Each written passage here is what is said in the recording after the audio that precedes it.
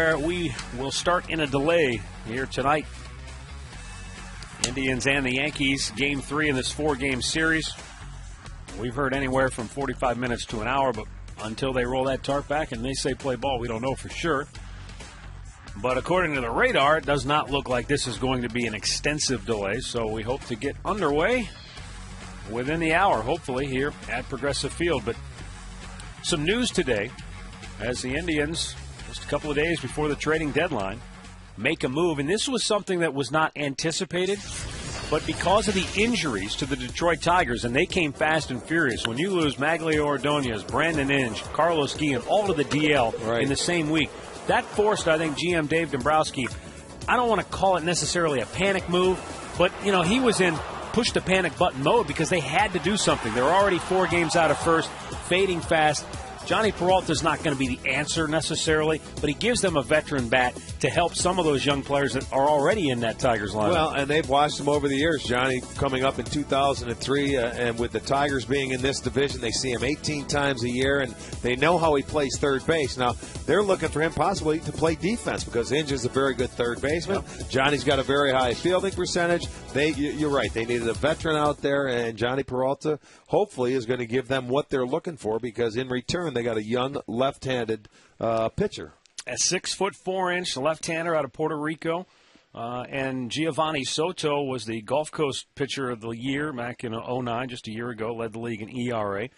This year, Class A, Western Michigan, 6-6, 2.61 ERA. He'll go to Lake County and begin his Indians career with the Captains. So the hope is that because the Tigers were forced to go out and make a move, maybe the Indians found a real gem here in Giovanni Soto, but, you know, only time will tell. Class A is a long way from the big leagues. Yeah, it sure is. I mean, but right now, I think they look at it this way. They also, I don't think we're going to pick up the option for Johnny next year, which was about a $7 million option. Mm-hmm. And if not, you at least get somebody in return. It's a left-handed pitcher right now, and they are going to pay some cash that goes along with Johnny's with the trade. So you usually get a better player when you trade money with it. So you never know what's going to happen. Interesting, though, when you talk about Peralta and the potential future, and I agree with you. I did not see the Indians staying with Peralta beyond this season.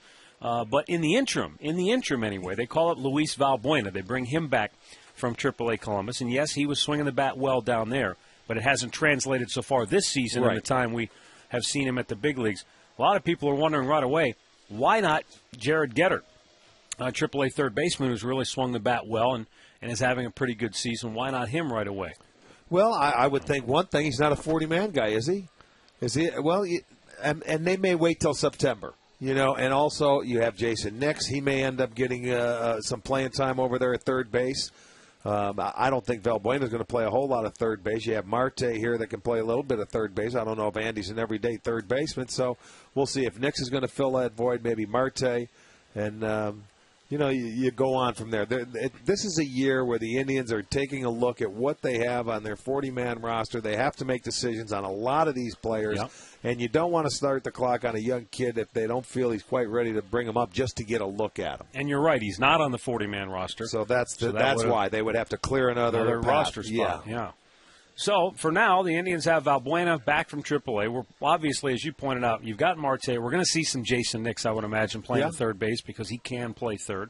And, you know, maybe at some point this season we will see Jared Gettert. Maybe that's a September call-up decision that will be made. Manny Acta's already said we will see Michael Brantley back here relatively soon. He did not seem to indicate that, you know, Brantley's going to be down there for in the next month or down there till a September call-up. Well, so we still have a couple more days of trading. Who knows? They may not be done yet. Good point. I mean, if that's the case, I mean, we have enough outfielders. We have enough infielders now. Maybe there's more to come. We do not know yet. Well, exactly. And as I pointed out, I don't think the Indians were anticipating trading Johnny Peralta. But when a team comes calling and they make you a good offer, you make the deal. That's exactly right. And, I mean, that's what could happen. So, as you saw, the grounds crew is removing the tarp, so that's obviously very good news for getting this ball game underway in the near future. In the meantime, we're going to send you to Tee It Up Ohio with Jimmy Hanlon and Mike Cairns, and Rick and I will be back just as soon as we've got the field ready to play ball. Indians-Yankees Game 3 in this 4-game series.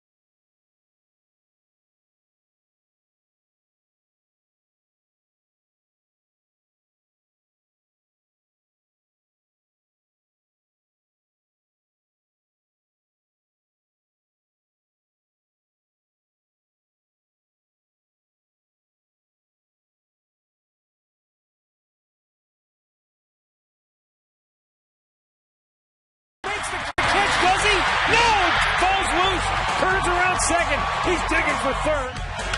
Ground ball to short. Cabrera flips to second, and the game is over.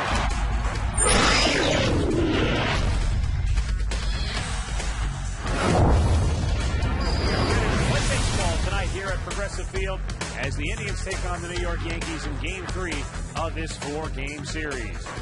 Hi again, everyone. Matt Underwood alongside Rick Manning. If you haven't heard by now, the Indians have traded Johnny Peralta to the Detroit Tigers in exchange for 19-year-old left-handed pitcher Giovanni Soto. So the Indians are moving on. It's life without Johnny from here on out. Well, and Johnny coming to the Indians his very first year in 2003, and he started as a shortstop, and then, of course, in the last year or two going over to third base. And Johnny Peralta has been here quite some time. It's going to be a new world for Johnny. Normally when you make trades, it's not going to be in the same division. But with the Tigers hurting as much as they were, Johnny's going over to Detroit. I mean, they are decimated with injuries. You get a left-handed pitcher, Giovanni Soto, who is an A-ball. He will report to Lake County. Luis Valbuena is recalled from Columbus for some infield help here, and we'll have to see. Marte's at the third base spot tonight. We'll see if Jason Nix gets some spot, and maybe even Valbuena some work over there at third.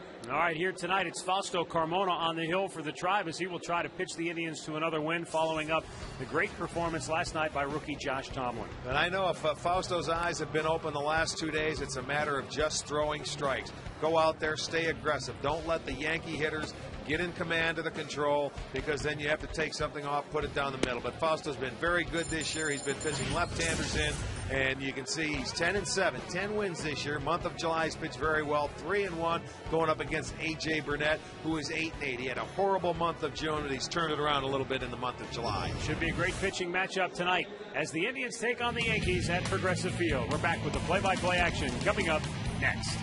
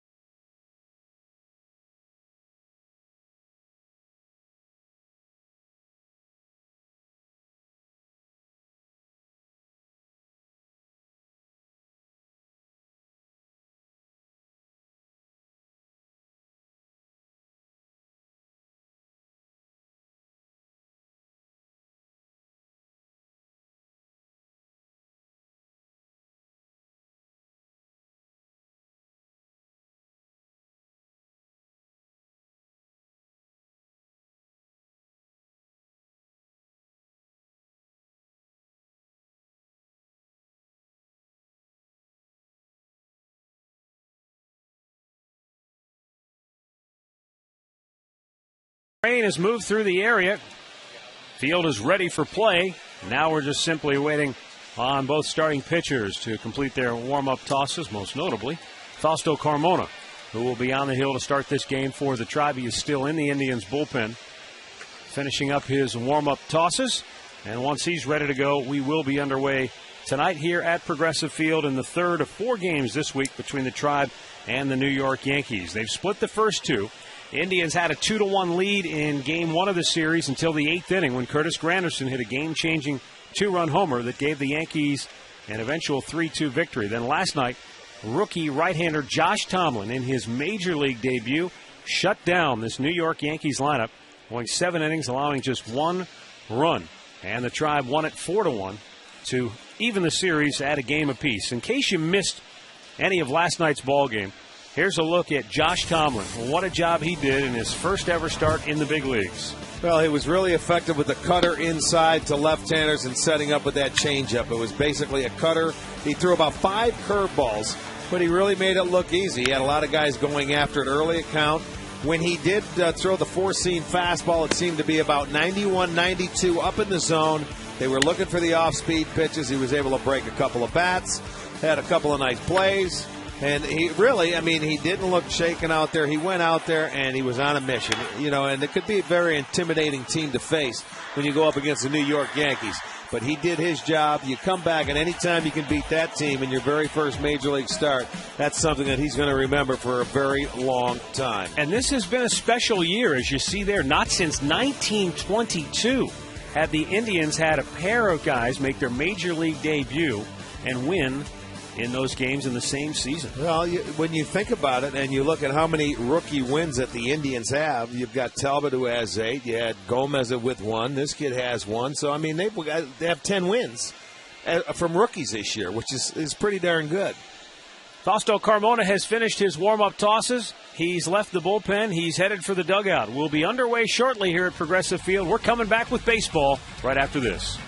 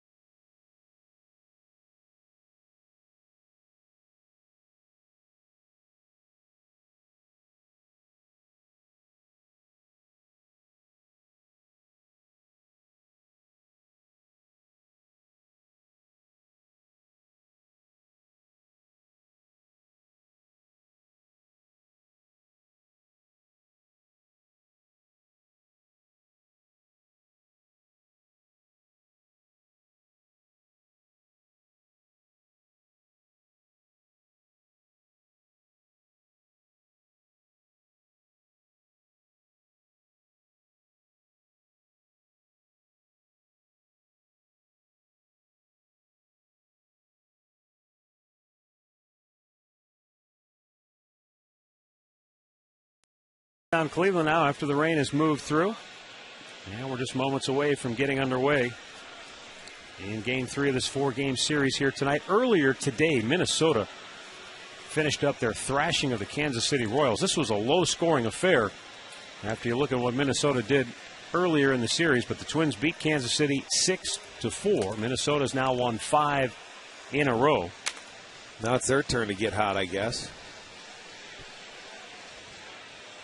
Delman Young homered for the 14th time this year. He's driven in 79 now. He's having some kind of year on the season. As you look, the Twins have drawn within a half game of the White Sox in the AL Central. And as we mentioned earlier, Detroit has already fallen 4 games off the pace. And I think it was really a necessity for Dave Dombrowski to go out and try to make some kind of move. And he gets Johnny Peralta from the Indians to take over at third, with Brandon Inge lost with the broken hand. Tigers also lost Maglio Ordonez, and Carlos Guillen also on the DL. So Detroit is really up against it as they start the night 4 games off the pace. They've lost 7 of their last 10. For the Indians, they've drawn even with the Kansas City Royals. In fact, if you consider that the Royals have lost, they're now a half game ahead of Kansas City in 4th place in the American League Central Division. And now we'll see if Fausto Carmona can pitch the Tribe to a win and pitch them into sole possession of fourth place in the Central Division, looking for win number 43 here tonight for the Indians. The New York Yankees starting lineup tonight is brought to you by Mercedes-Benz. Experience truly great engineering today at your authorized dealer. And for Joe Girardi's ball club, it's Derek Jeter leading it off, followed by Nick Swisher and Mark Teixeira. Alex Rodriguez stuck on 599 career home runs, hitting cleanup, followed by Robinson Cano and Jorge Posada. Curtis Granderson, Francisco Cervelli, and Brett Gardner rounded out. And tonight's starting pitcher brought to you by the South Park Indians team shop in Strongsville. It's going to be Fausto Carmona making start number 21. He is 10-7, a 3.51 ERA. He's won his last 3 starts. He's 3-1 in the month of July. He's pitched very well. He did have a start earlier this year against the New York Yankees. That came May 28th. It was a loss.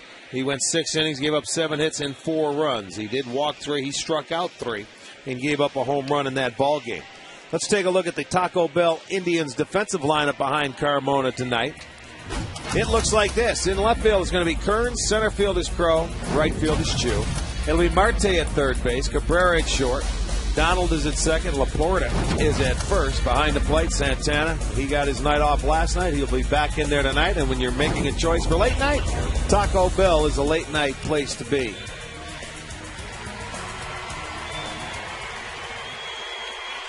Dale Scott, the crew chief, calling the balls and strikes. Jerry Meals at first, Mark Wegner at second, Dan Isanya is down at third.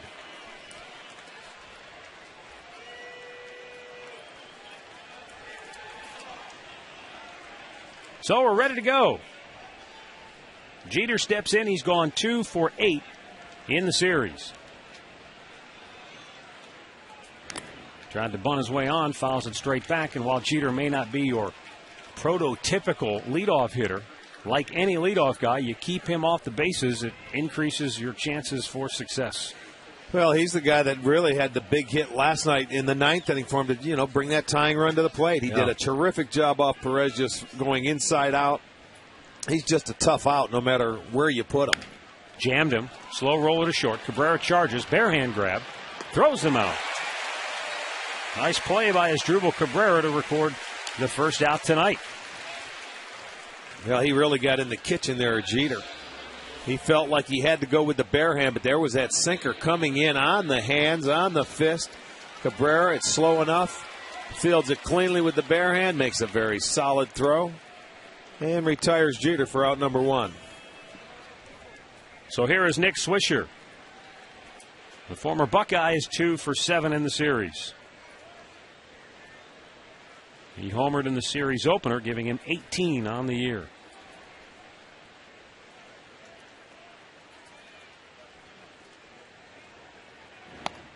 Carmona finds the outside corner for strike 1.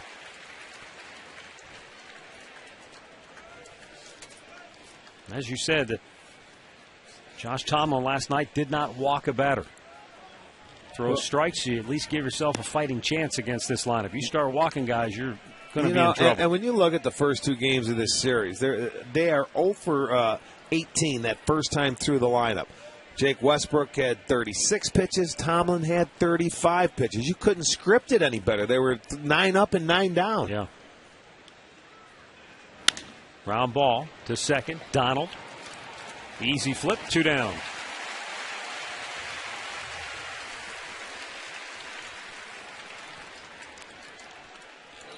Now to bring up Mark Teixeira. Switch hitting first baseman. Hitless in the series. 0 for 7.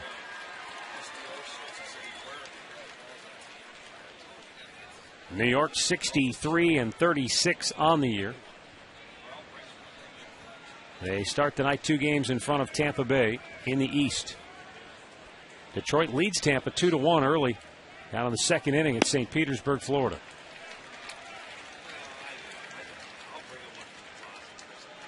Red Sox desperate for a win, beat the Angels 7-3. They were 7 games back, even though they've won 3 straight now. And that's the problem as Teixeira rips this ball deep to right. Chu plays it off the fence. Good strong throw, and Teixeira slides in safely. That ball took a funny kick off the fencing of that bullpen. If it takes a true hop back to him, he might have had a play on Teixeira at second base. That's why you never know. That chain link fence out in front of the bullpen where it hits, watch the deflection it takes. Now, if it hits the padding, choose right there. But when you watch it hit the screening or the fencing, it did take a funny hop, and that really took it out of play for Chu. You see it kick to the right or toward the foul line. Mm-hmm.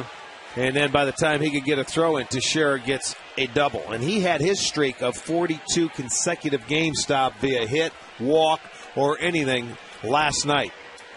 So he's aboard with 2 down for Alex Rodriguez. And Carmona's pitch is outside for ball 1. That is also the very first 2-out base hit in this series for the Yankees.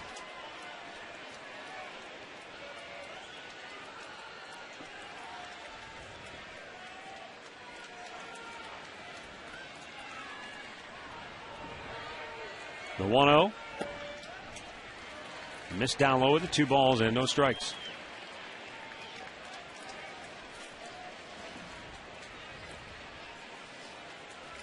Rodriguez, 599 career home runs.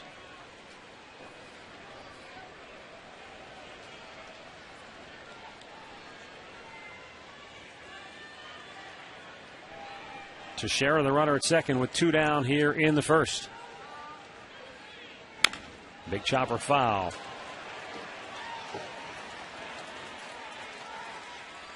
And if you haven't been with us the first 2 games of the series, every time Rodriguez comes to the plate, they have to bring in special balls that are numbered so that that ball can be authenticated if and when he hits number 600.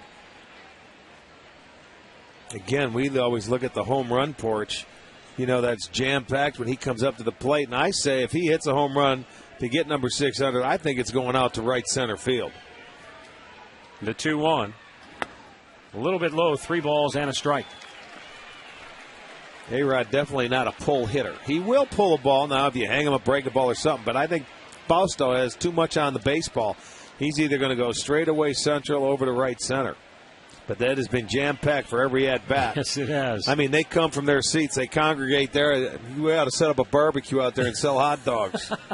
Everybody's looking to cash in on what is estimated to be about a $100,000 baseball. There's a base hit into center field. Coming around third, Teixeira will score, and the Yankees strike first.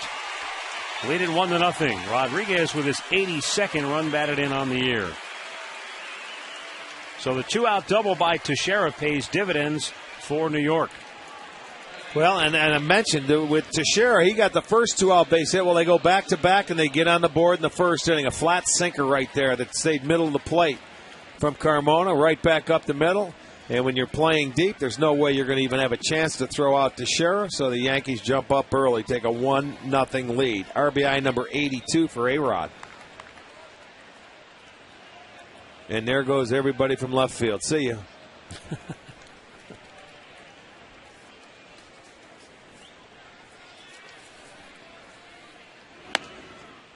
And Dale Scott says it's too low to Cano for ball 1.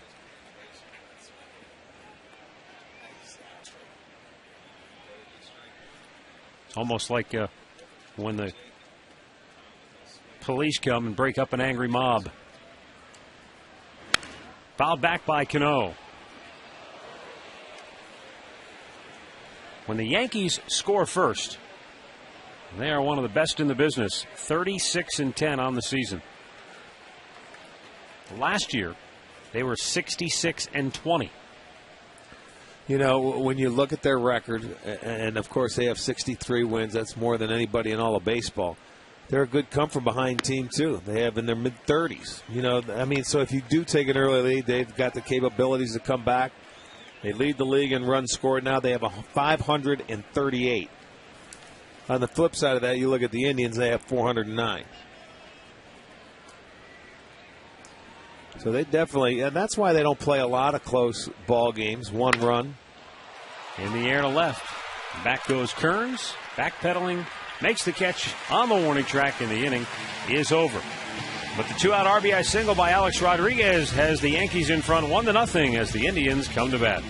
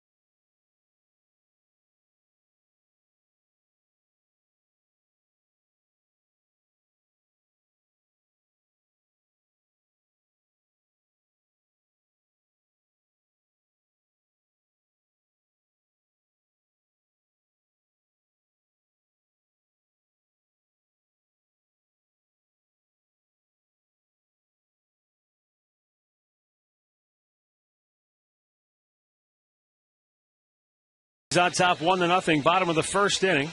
A.J. Burnett on the hill for New York tonight. Here's the starting lineup for the Indians that he'll be facing, presented by Progressive Insurance. Progressive, proud to be the official auto insurance provider of the Cleveland Indians. And it will be Trevor Crowe as Drupal Cabrera and Shin-Soo Choo at the top, followed by Carlos Santana, Travis Hafner, and Austin Kearns, Matt Laporta, then Andy Marte, and Jason Donald. 33-year-old A.J. Burnett on the mound for the Yankees tonight.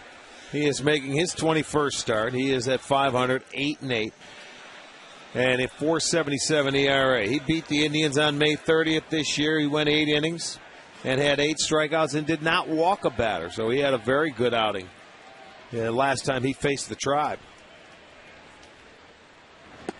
And Burnett, a first pitch strike to Trevor Crowe, who is 0 for 6 in the series.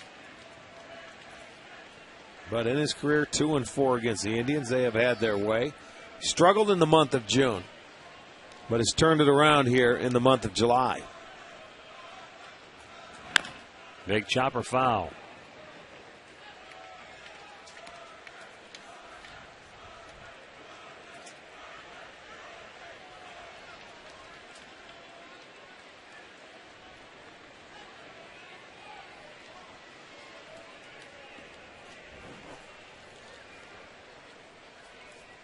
Indians looking for somebody in that leadoff spot to take hold. As Crowe tries to bounce one by Rodriguez, and he does. Gardner cuts it off, and Crowe has a leadoff single. And that's the first hit for an Indians leadoff man out of the number 1 spot in the order. In their last 5 games now, they were 0 for their last 14. Well, it doesn't matter. He used the whole field. It's a breaking ball. Trevor Crowe was able to keep his hands back enough and slaps it. You see A-Rod's off the line, and you're figuring there's no way he should be able to hit a breaking ball down the line, but it was upstairs, and he let it track deep into the zone, and he did slap it by A-Rod at third base. Now as Drupal Cabrera steps in with Rodriguez at the cut of the grass at third. Now, with these two pitchers on the mound, both Burnett and Carmona, they lead the league in stolen bases against. Burnett has allowed 26 stolen bases this year. Carmona has allowed 22. So now, if you're Manny Acta, you can try and start putting that running game in order. I mean, he's going to spend some time and keep an eye on the guys over there because he's obviously slow to home plate.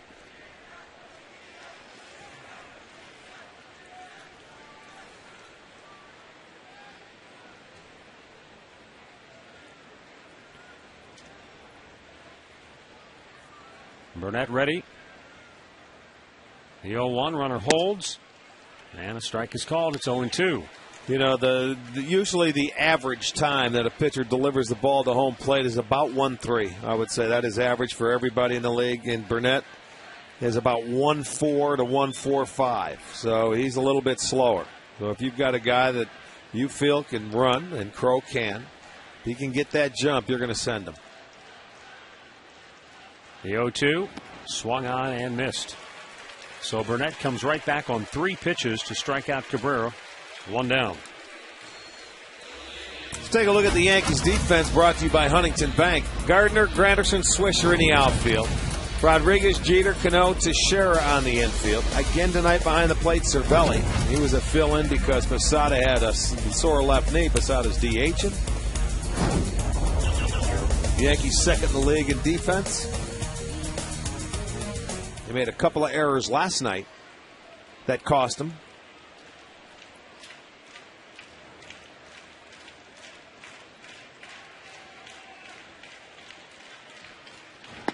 Shin-Soo Choo looks at a ball outside.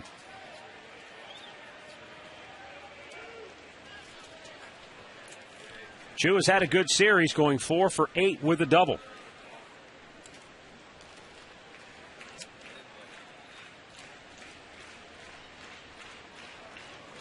Burnett, meanwhile, pretty sharp here at the outset. 6 out of 7 strikes thrown.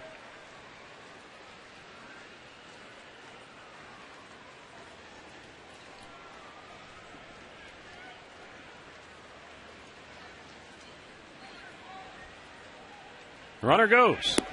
Pitch is low. Throw down. Got him. Well, he picked the right pitch, man. He got a curveball. And Cervelli did a nice job. I thought he had a decent jump. And he picked the curveball, but he gets thrown out. That's the third time Crow has been thrown out trying to steal a base. And, I mean, that wasn't the easiest of throws. So there you'll see the tag applied. Jeter puts it on him before that foot gets to the base. And you're caught. So with 2 down, the 2-0 to Chu. Check swing foul back.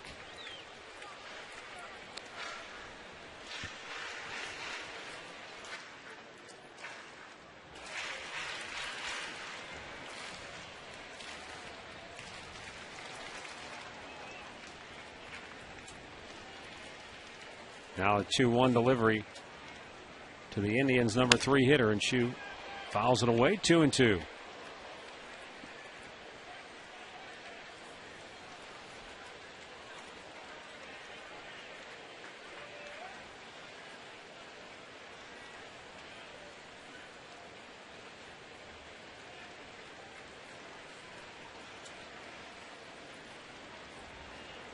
Burnett winds, delivers, and Chu smacks that into right center field. It's in the gap.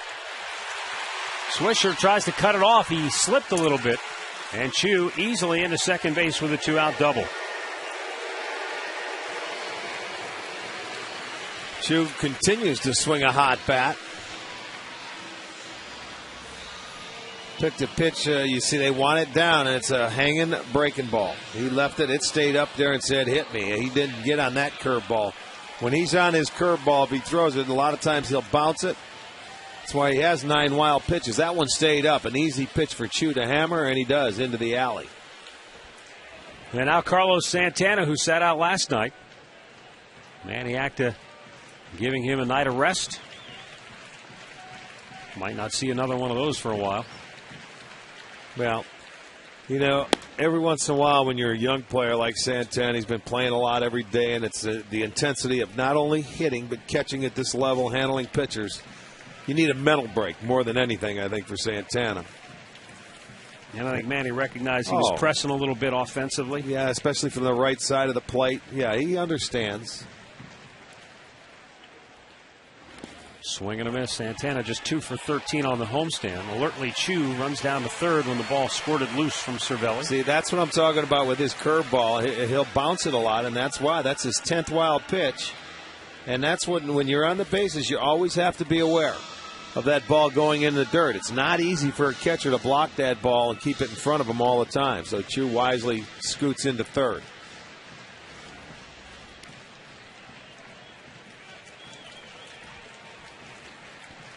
But Santana's in an 0-2 hole here.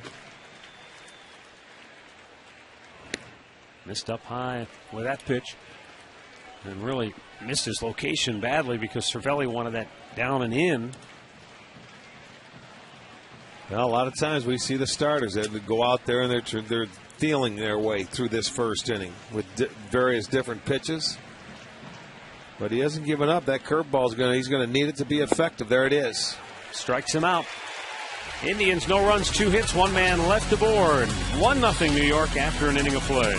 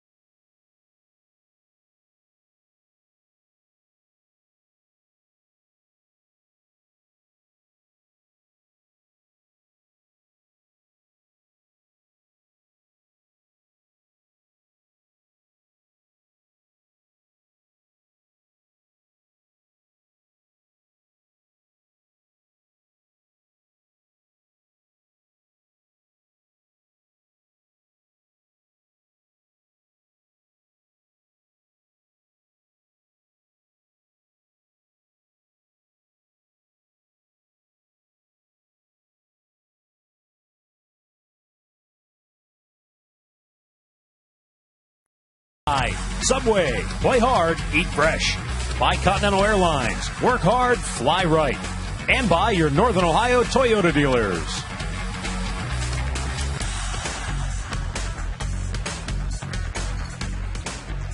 Second inning, 1-0 New York. Jorge Posada, Curtis Granderson, Francisco Cervelli to bat for the Yankees against Fausto Carmona.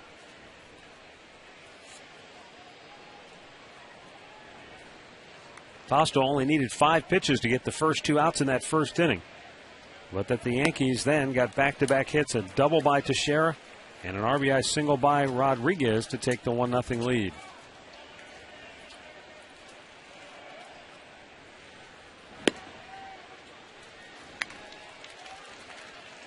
Oh, and 2 the count on Posada, who sat out last night's game, was a late scratch with left knee soreness and DHing tonight.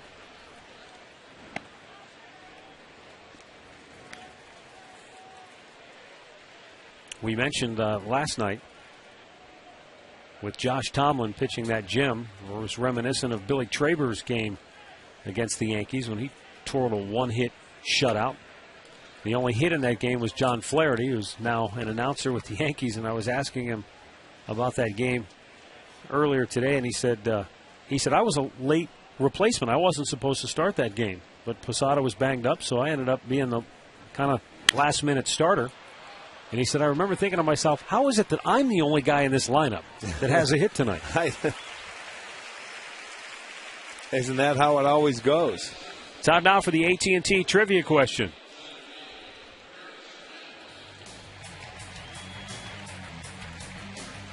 Four former Yankees catchers have also managed the team.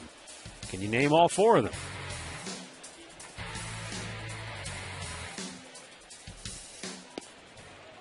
Other than Girardi and Yogi Berra.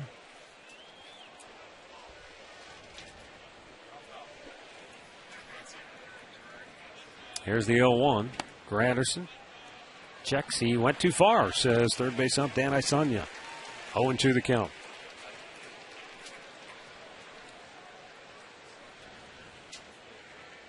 Now the 0-2.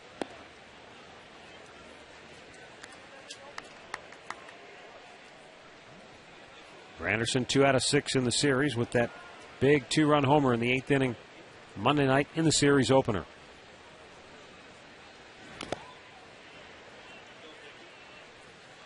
Still 1-2.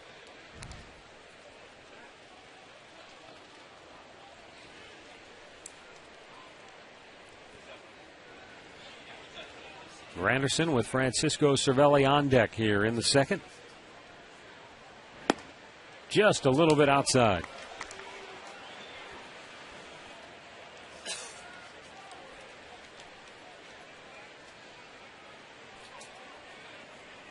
There is Cervelli, the Yankees catcher. The 2-2. And a base hit for Granderson.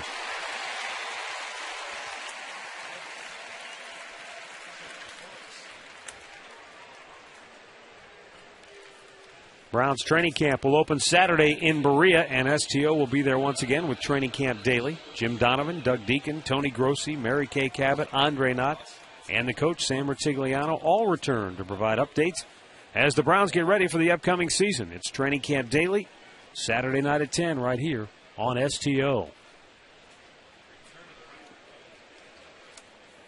Francisco Cervelli is 0 for 6 in the series. He's got a runner at first and 1 out.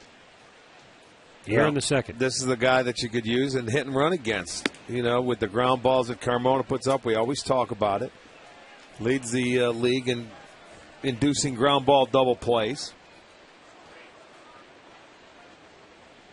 He has 21 of them, and you know when you get up there, you got a guy that can run. Granderson can also steal a base if need be. He's 8-0. I was thinking too. You know, he hasn't been caught yet. We remember the year that he had over in Detroit. Wasn't he a 30-30 guy? He had about 20 triples, and boy, it's some kind of year.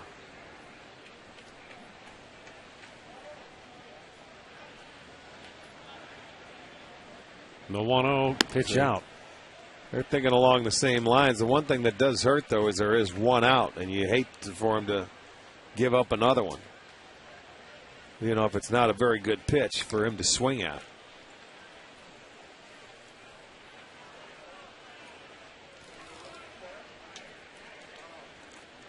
Carmona falling behind. Cervelli 2-0 here.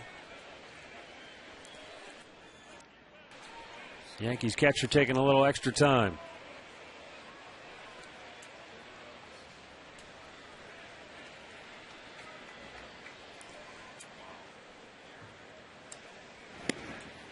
Strike called. Throw down to first. Back with a dive. Granderson just beat the tag of Matt Laporta. And it's 2-1 now. Yeah, that year Granderson had over in Detroit, I think they said it was 06, 23 homers, 23 triples, 38 doubles, 26 stolen bases. 07 that was. Runner goes, fouled away. And they started him right there, 2-1 count. Yeah, he hit .302 that season. 38 doubles, 23 triples, 23 homers.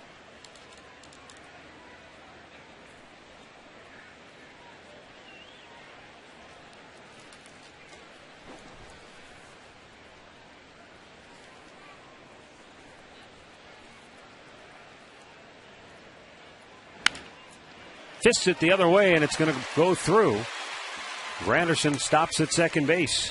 And back-to-back singles with one out here in the second for New York. Boy, he couldn't have thrown that ball in a better place. With that first base hole open, he's just going to take that ball upstairs, and that's what makes it easier to go the other way. Doesn't have to work those legs for it when it's up. And he just flares it over there, and it hit dirt. Gets into right field, but it's a single. So back-to-back singles, first and second with one out. Give Gardner a chance.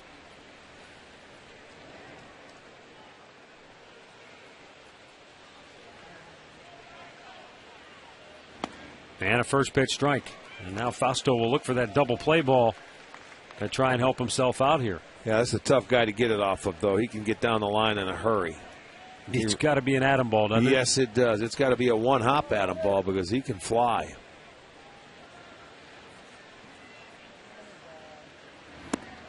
Missed inside. You know, he's a guy that fits into this lineup nicely. When he threw out Chu last night at home plate, that was his 8th assist this year. And he does that well. He can steal bases. And, you know, you have to pitch to him. You have Jeter on deck, so you put him in that number 9 hole, and you get into situations like this, and you pretty much have to throw him strikes because you're not going to mess around with him and walk him in with Jeter behind him. So he's sitting in the catbird seat, and he's saying, okay, let's go. You know, and he can hit that fastball, and he does it well. 295 batting average. You look into the number 9 hole, he's got 34 RBIs. Pretty good. The 1-1. Chops it just wide of third. And now Gardner down on the count of ball and 2 strikes. You know, you were talking a moment ago, Rick, about Curtis Granderson that year he had in 07, and it got me thinking that same year, Grady Sizemore had 34 doubles, 24 homers, and 33 stolen bases. I mean, those were the premier center fielders in the division and really in the American League. Exactly right.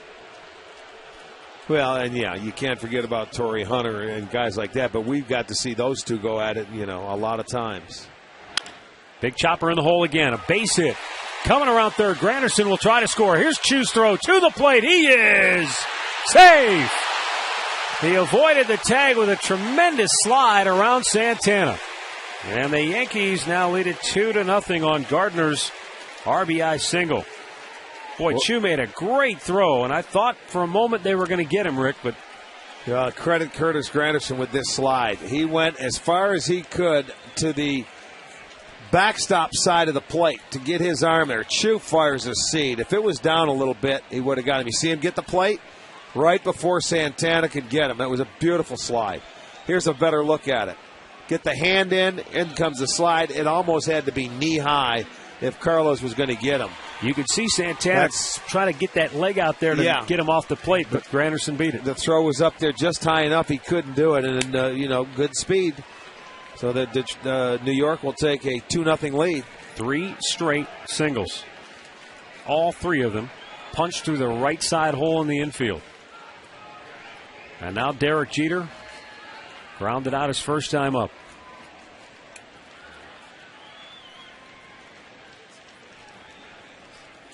Remember, the Yankees came into this game 0 for 10 in the series with a runner in scoring position. They're already 2 for 2, and I make that 2 for 2 tonight. Our PNC Achievement of the Game brought to you by PNC Bank, for the achiever in us all.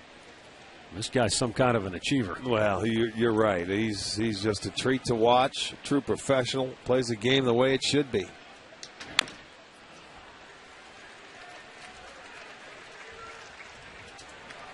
There was talks a couple of years ago where he was slowing down. They didn't think he could play shortstop anymore. I couldn't picture or vision this guy in another uniform.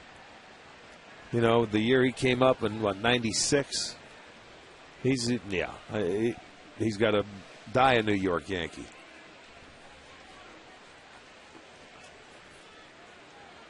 Now the 0-2. Rifled foul.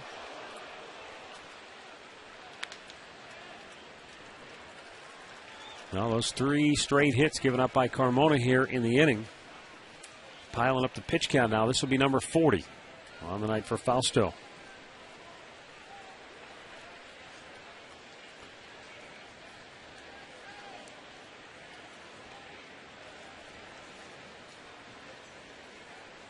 He really jammed Jeter his first time up with that sinking fastball in on his hands.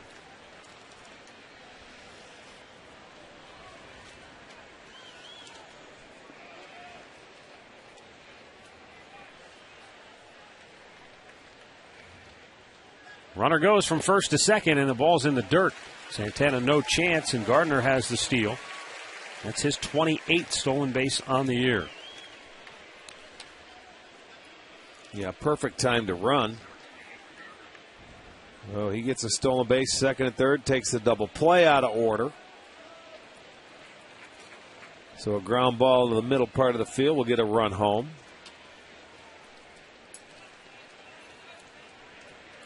And the 1-2. Jeter fights it off.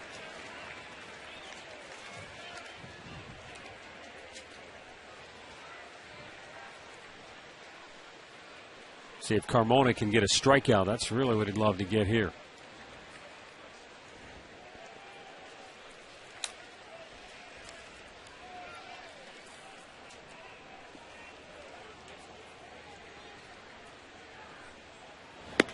That went in off the plate. He's having a hard time commanding his fastball today. That ball's running in and off the plate. His breaking stuff, it seems like it's been okay, but the fastball command has hurt him.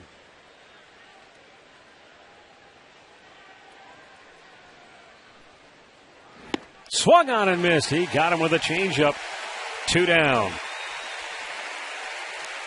Well, you asked for it, and I'll tell you what, that's a tough guy to strike out, but that is a big out. He goes inside, and look at the location. That's a changeup, 85 miles per hour, and it's got good movement. The bottom comes in, and it really ties Jeter up. He's just trying to put that ball in play. Cannot do it. If he can get out of here and keep it a 2-0 ball game, you should feel very fortunate. Nick Swisher is the batter. Grounded to second his first time up. You're right. You almost feel like this is a big moment early in the game.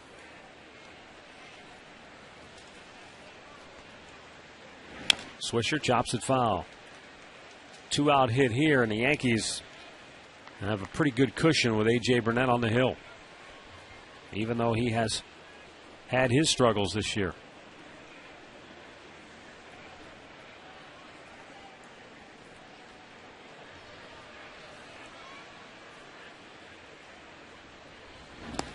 Good block by Santana. 1-1 the count. with the movement that Carmona has, you've got a runner on third base. You really have to be on your toes behind the plate. Yes, you do. You're seeing it dive down in, and he did a nice job. That ball hit the middle part of that glove, and he could just flip it out in front of him. It's hot and humid, but I don't know that Fausto didn't just dunk his whole hat in a bucket of water before he came out here. Well, he's working hard. That's number 30 in the inning. Pitch number 30 right there.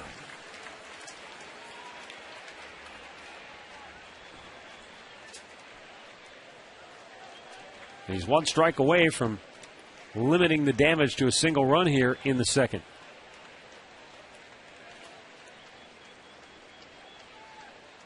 Trying to keep it a 2-0 game.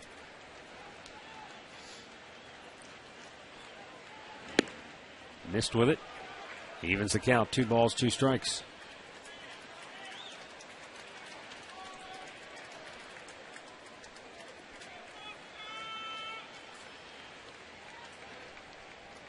Francisco Cervelli, the runner at third, with Brett Gardner. Great wheels at second base.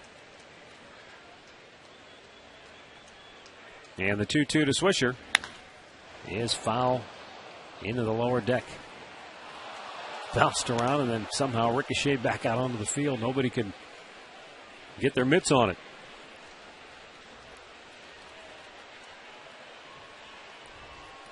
Carmona laboring a bit here in the second inning.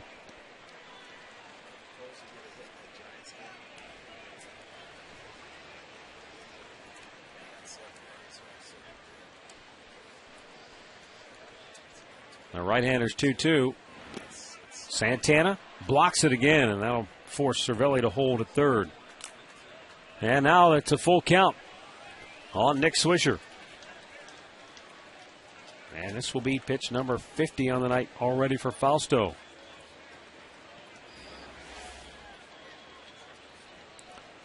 Yeah, it has been a battle for Fausto.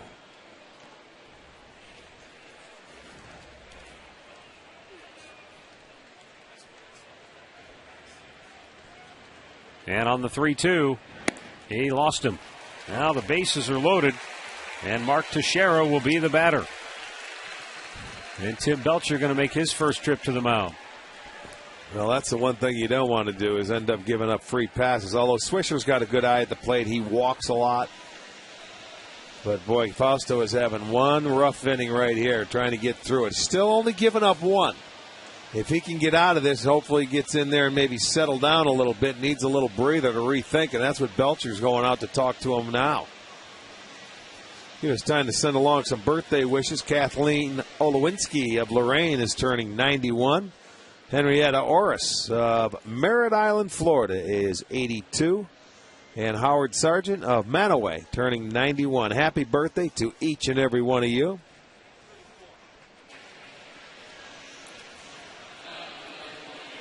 Well, Belcher goes back to the dugout.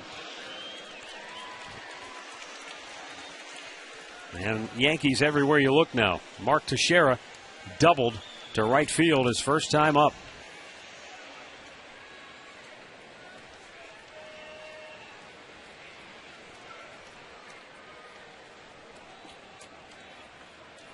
Indians have a 3-man shift on the right side. Teixeira rifles it into right field.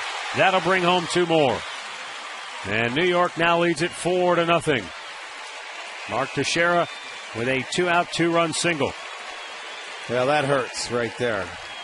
And, you know, once your pitcher coach comes out and talks to you, I think Teixeira's sitting back there licking his chops thinking, all right, try and get ahead of me with a fastball. And he did. But the location of it wasn't very good. It all comes from location. And Teixeira now 2 for 2. Drives in 2. It is now 4-0 Yanks. And Alex Rodriguez is the 8th man to bat in the inning.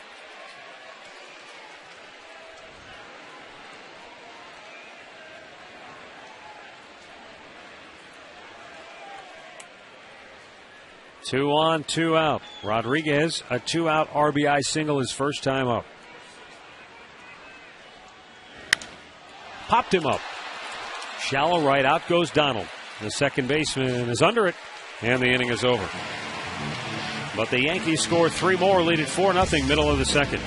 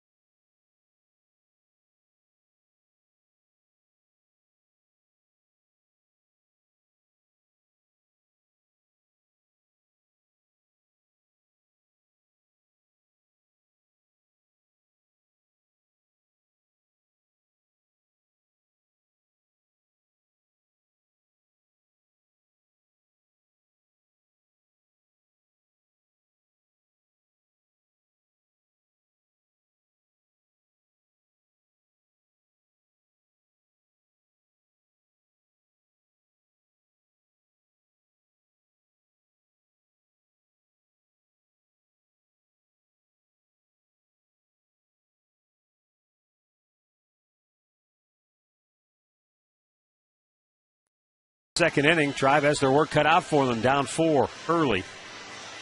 And bottom 2 will see Travis Hafner, Austin Kearns, and Matt Laporta come to the plate against A.J. Burnett, who did yield a pair of hits in the first inning, but did not give up a run.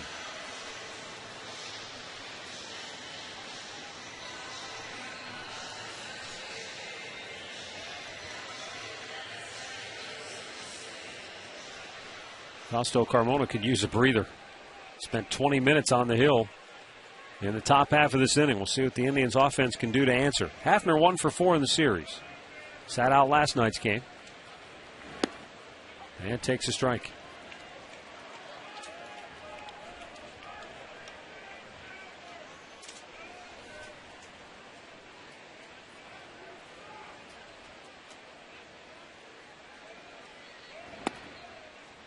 One ball and one strike.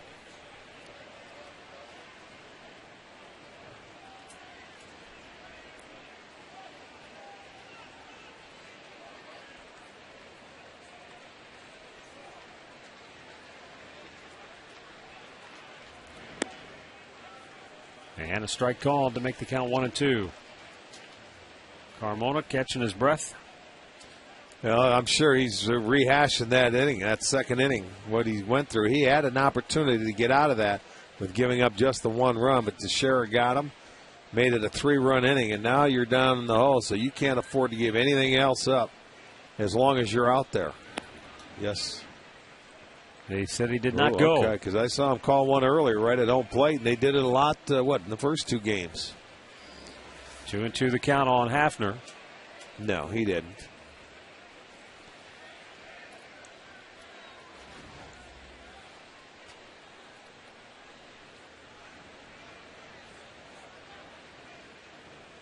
Burnett delivers, and it's a little bit outside, full count.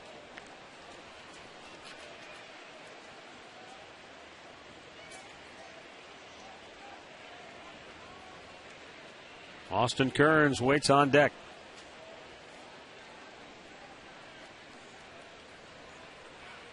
And the payoff pitch to Prunk. His low, ball 4. Indians get their leadoff man aboard for the second time tonight. Let's get a look at our Subway fresh face of the game. Jared Gettert, in 45 games at Akron, has hit .325 with 7 homers, driven in 32. He was promoted to Columbus back on June the 5th, and he's really tearing it up now at AAA. Subway fresh face of the game brought to you by Subway. Play hard, eat fresh.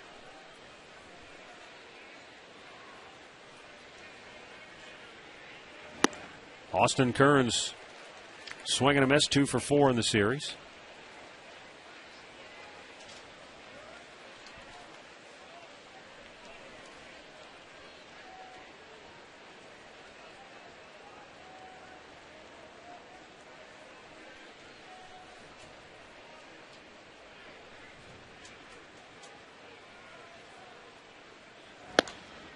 Strike called, inside corner, 0-2. A.J. Burnett was originally an 8th round pick of the New York Mets back in 1995. Coming out of high school in Little Rock, Arkansas. Went to the Marlins in 1998 as part of the Al Leiter trade. Kearns sends a sky-high Just drive. missed it. Left center field, Gardner and Granderson. It's Gardner who makes the grab. 1 away.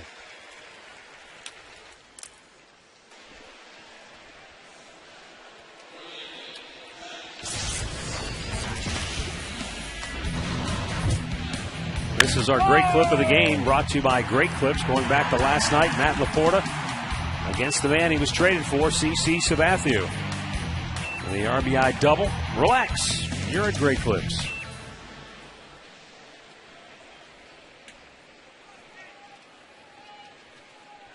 3 for 7 with 2 doubles in the series for Laporta. Back out of play.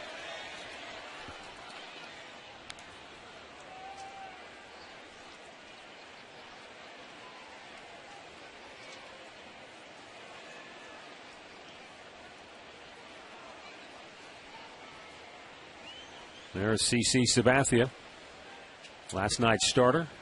Well, that loss was the first since, what, May 23rd for CC. Yeah. Span of about 11 starts.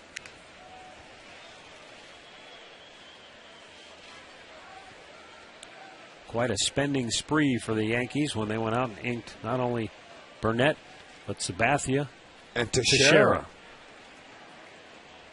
It's almost, what, a $500 million, or close to it. Swung on and missed.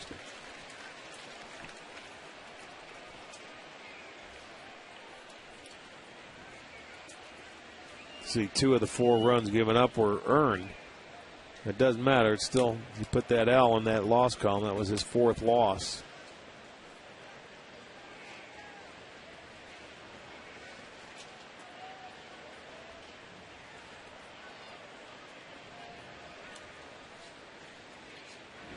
Laporta lays off.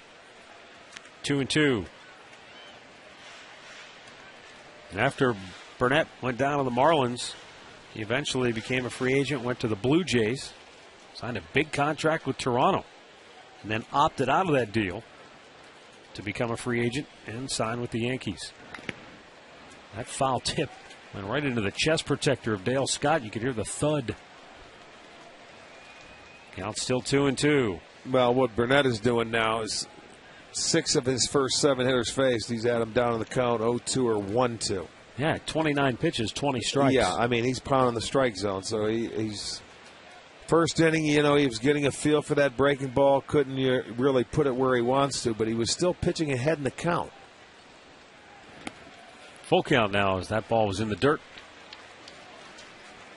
And, of course, a veteran pitcher like Burnett, given a 4-run lead, certainly makes it a little easier for him to relax. In the first couple of games of the series, the Yankees didn't swing the bats very well. So, whether it was Sabathia or Vasquez, they had to make every pitch count.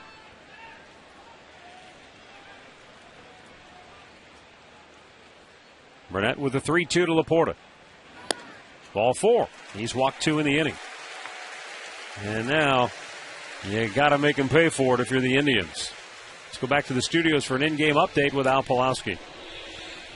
All right, Matt, Rick, this started out well for Chicago in the first inning. Runners at first and third. Burley picks off Branyan. However, he's in a run down. The runner from third comes home. Ramirez throws wild, and the Mariners get a run. They're up 3-1 now, second inning. Back to you. Paul Konerko looked like he was running in slow motion, chasing Russell Branyan. Well, he does. I mean, he's running as hard as he can. Andy Marte was inserted into the starting lineup after the Tribe traded Johnny Peralta. And he takes a strike.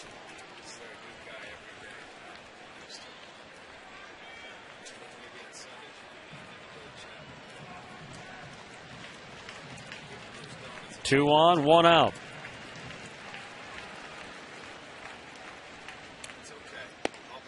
And it's 0-2.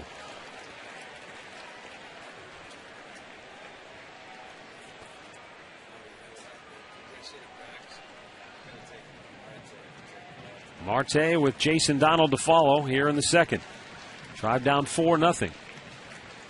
Trying to get some momentum back here and get on the board. High fly ball, right field. Back goes Swisher. He'll make the catch. Hafner will tag and go to third. Now there are 2 down.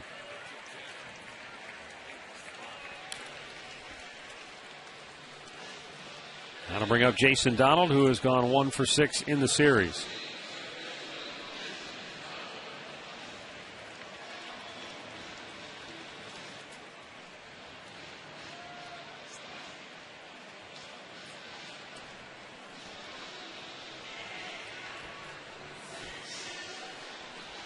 Now we'll see if the Tribe can come through with that big 2-out hit. Boy, it would certainly be nice if you can get one on the board here just to change a little bit of that momentum and answer the 3-run top half of the second. Donald fouls it out of play to the right. Happy birthday wishes going out tonight to Debbie Franzak, who is originally from Parma, celebrating her 52nd birthday in Las Vegas, where she watches all the Tribe games on satellite with her husband. All right. So happy birthday wishes to Sin City tonight. The 0-1 fouled back out of play. You usually make your annual trip there, don't you, in the October, November? I wouldn't say annual. Oh, semi-annual. Let me put it that way. When they get the better of you, it tends to become biannual. Every other year, every couple of years. Well, I remember when you used to make a couple trips a year there.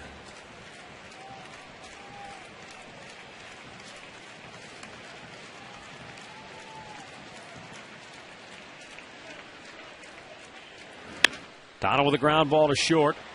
Jeter goes to second to end the inning. Indians threaten but do not score. And after 2, it's 4-0 New York.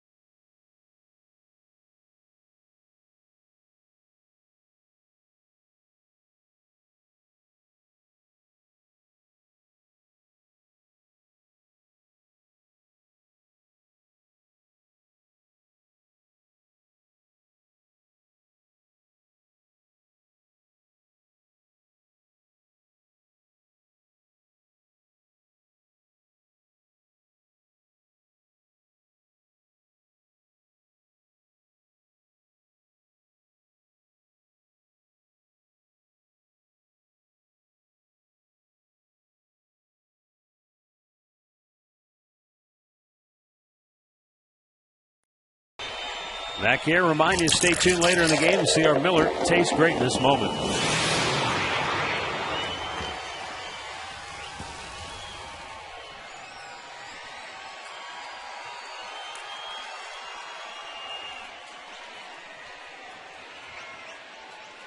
Trevor Crowe, Asdrubal Cabrera, Shin-Soo Choo. Here in the third for the Indians. Excuse me. That'll be the bottom of the third. Robinson, Cano, Jorge Posada, Curtis Granderson here for New York. As Carmona fires and a ground ball foul. Hoping to talk to Mark Shapiro in the 4th inning. After the Tribe made a trade just before tonight's ball game, sending Johnny Peralta to the Detroit Tigers in exchange for 19-year-old left-handed pitcher Giovanni Soto. He's pitching a Class A ball. In fact, he'll go to the Lake County Captains. Back is Kearns. Out of room. High off the fence. Makes a nice play off that wall, but Cano is into second base with a double. Does that guy have easy power the other way or what? It didn't look like he swung that hard at that ball, but boy, it certainly had some carry. Second double for the Yankees and another base hit, and they are, there's another pitch out. Look at that. That ball carried halfway up. That hit the auxiliary scoreboard. An easy double for Cano. Number 28 for him, and another leadoff double. Or a leadoff man aboard. Well, first time tonight that they've had the leadoff man aboard. So it appears as though Carmona doesn't have it here tonight. And he's going to have to reach down and find something before the Yankees turn this into a rout. Well, it's getting close. I'll tell you that. It's getting really close. They have 7 hits. We're in just the top half of the third inning.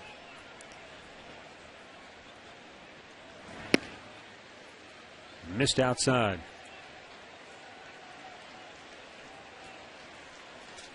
And all of a sudden, Santana's going to go out and try to talk to Carmona, who's fallen behind a Posada 2-0 with a leadoff double here in the third. And this game in danger of getting away from him.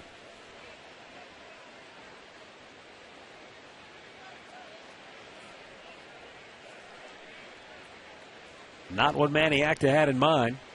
Well, after watching those first two games, you know, everything, the tempo and everything was up speed. Well, right now, what do you have? About a 35-pitch inning in his last inning. He really struggled to get through it. Posada fouls it away.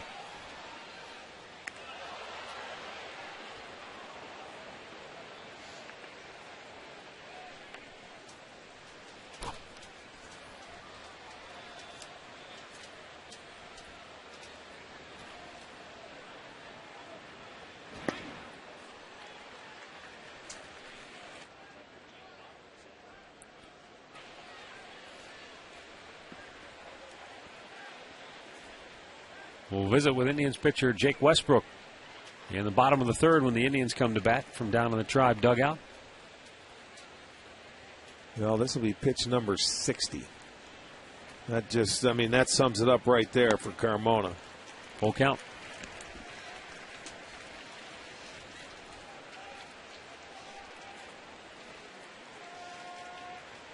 Carmona has been so good this year. It's one of those deals where you start to expect the guy to be good every single time out. Well, yes, you do.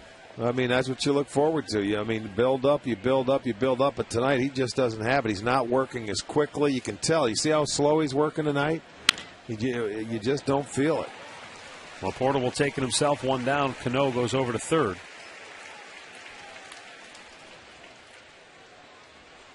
Well, tomorrow night we'll wrap up this season series with the New York Yankees for 2010. It's going to be Dollar Dog Night. Gate C will open at 4:30. Come on down, watch batting practice and Dollar Dogs all night long.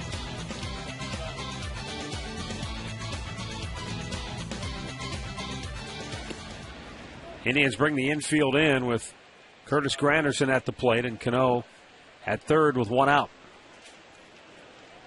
Manny Acta does not want to fall any further behind if he can help it.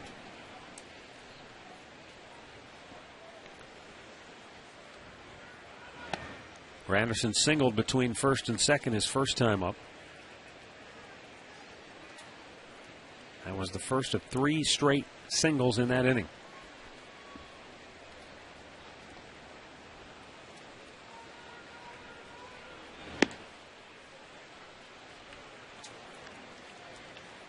Three 3-0 the count. Francisco Cervelli waits on deck.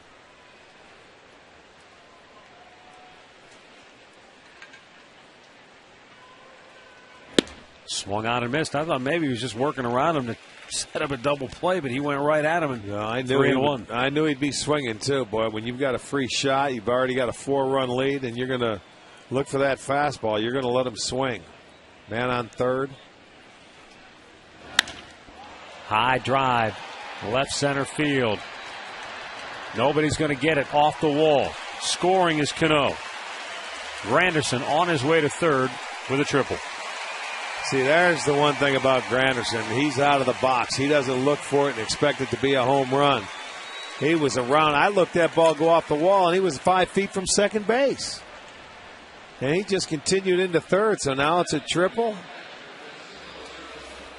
So Granderson gets his second base hit, and I mean he's off to the races out of the batter's box. That's where triples are made. Crow didn't play it poorly off the wall either. Look at him. He's running, and he knew he was going to get into third base.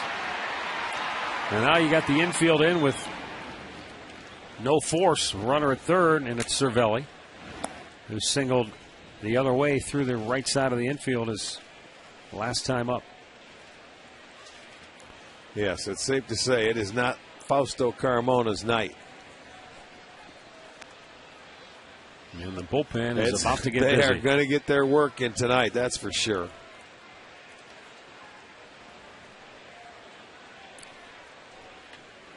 Hit him. Ouch. Cervelli will take his base. And first and third with one out. for Brett Gardner if Cervelli gets to first base. Oh, he's just got to walk it off. That hurt. You could hear him screaming all the way up here. I think he got him on the elbow. Well, he was hit with a bat last night too, wasn't he? With from Duncan on the follow through. Same elbow. On that elbow. That looked like he got caught last night. So that may just Oh, ouch. That's the same elbow that he got hit with the bat last night. Same spot.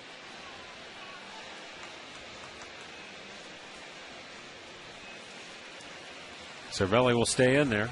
He's just got to get some feeling in the hand. You can see him shaking and trying to get something going. That hurt.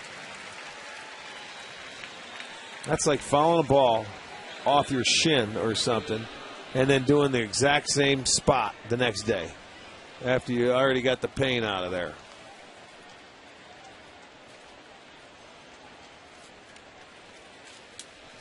Hector Ambrose loosening in the Indians bullpen. 5-0 New York.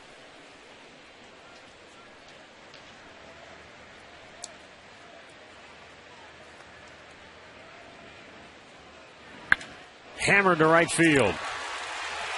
Probably extra bases for Gardner. He's on his way to second with an RBI double as Granderson scores. 6-0 New York. And runners at second and third, still only one out. As soon as he's ready, he will go to that bullpen because Carmona does not have it. They're getting on that first fastball and watch it middle of the plate. He hasn't had, that wasn't middle, that was sort of in, but he hasn't had command of that fastball tonight. Was that a changeup? Could have been. You know, I mean, if it was, I didn't see the speed on it. I thought it said 84. Well, if that was a changeup, and it speeds up his bat. That's exactly what it was, a changeup. Another extra base hit. Infield still in for the Tribe. Jeter, 0 for 2 is the batter. 70th pitch already for Carmona, fouled back.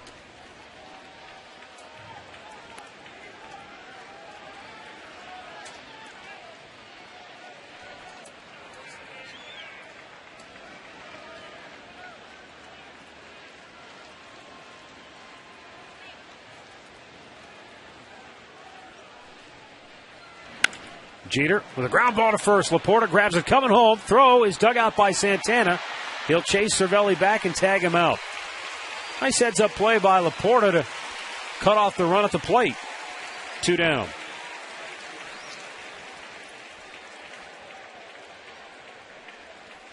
Well, he didn't hesitate either. He anticipated. He knew he was going to be coming. So watch, he just turns and expected him right there and makes a very nice throw.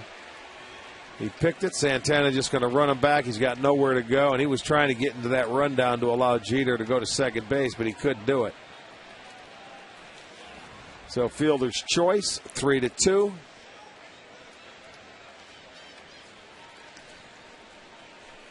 And Nick Swisher, the batter, with 2 down.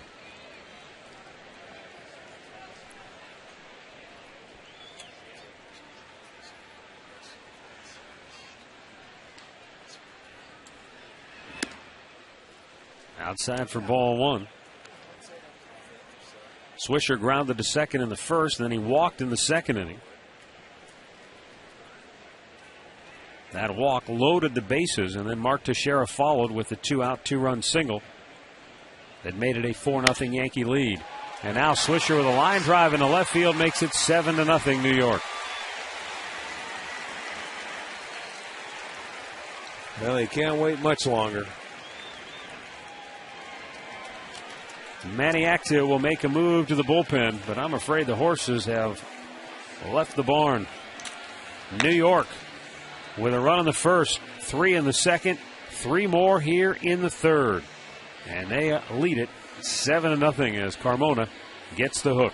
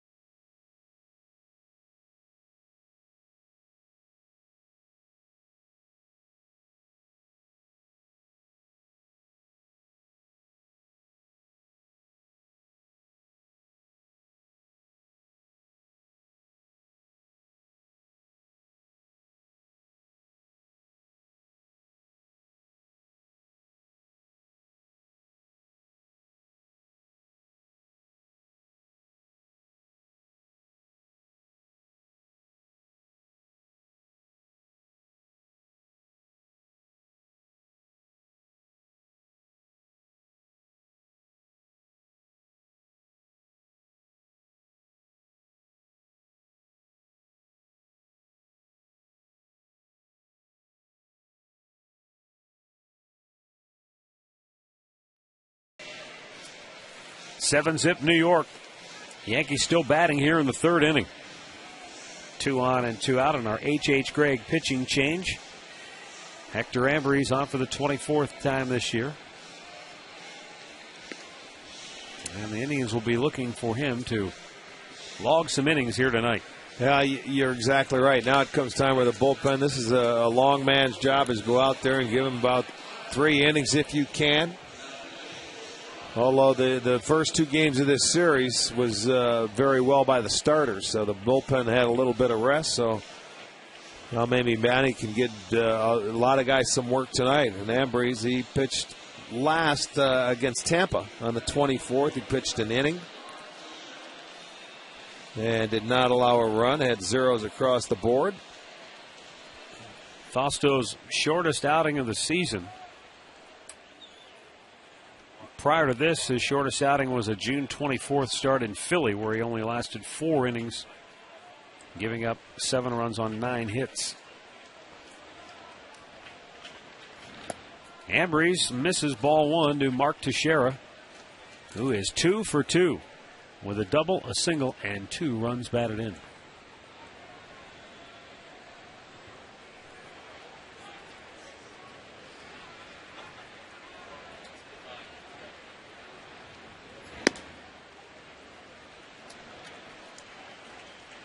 One and 1 the count. Yankees finally snapping out of their offensive doldrums. They were 0 for 10 with runners in scoring position in the first 2 games. They're 6 for 10 tonight. Foul. 1 ball, 2 strikes.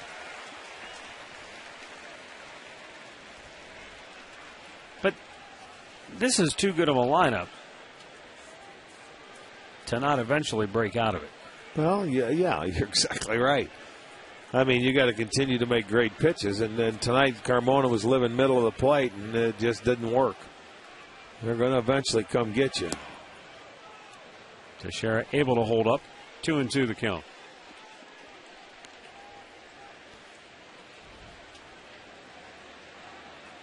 That's why when you get this team in a low-scoring ball game like they had the first 2 nights, you have to win those games. Because of, eventually it's just a matter they're going to snap out of it. And rarely do you come in and play it in a 4-game series. We still have 1 to go. So hopefully you don't want to get them going for tomorrow night as well. They scored out of the 4 games. They scored heavily back in New York in that first series. Yeah. They scored the Indians matched them in one of those games. Well, that was the only win, that 13-11 game, and they had the lead. But, they scored 8 in the first game, 11 in their loss. Looked like a pretty good pitch, but Dale Scott calls it ball 4. Now the bases are loaded again. Yep. And the Yankees have batted around here in the third. Alex Rodriguez, who was the 8th man to bat in the second, is now the 9th man to bat here in the third. And once again, we get the new batch of baseballs for Rodriguez as he steps to the plate.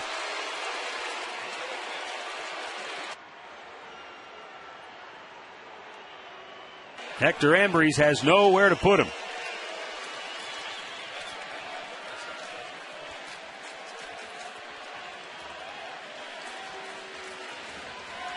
And the pitch. Down low. This is so far the smallest of the crowds we've had in this series.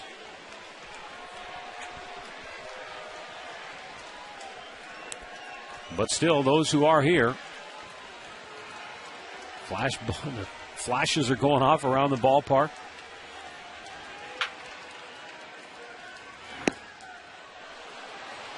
Ambrose, 2-0.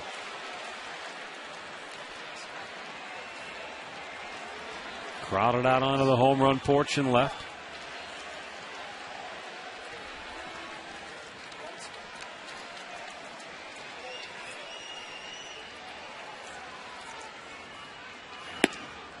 Missed. No, he caught the outside corner.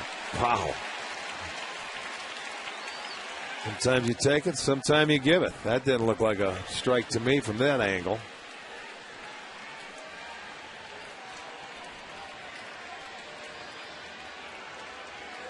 Bases loaded, 2 down, and the 2-1 pitch. And strike 2 call to even the count.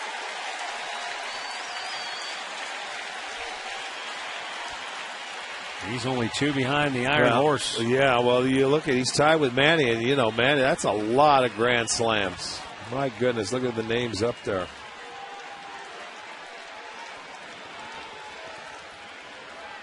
The 2-2 pitch. Oh, boy. 3-2.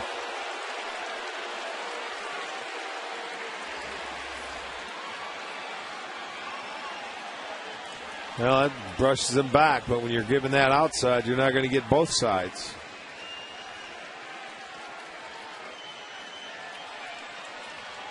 Well, the runners will be off on the 3-2 pitch. Yankees lead it 7-0 here in the third. And the payoff is fouled back.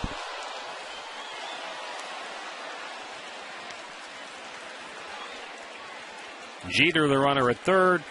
Swisher, the runner at second. Teixeira is down at first. Yankees have already scored 3 in the inning. And they lead it 7-0. Ambrose trying to end the inning here. Rodriguez trying to permanently stamp his name in the record books. And the 3-2. Got him! Ambrose strikes him out, and the Yankees leave him loaded. Indians are down 7-0. Crowd doesn't care.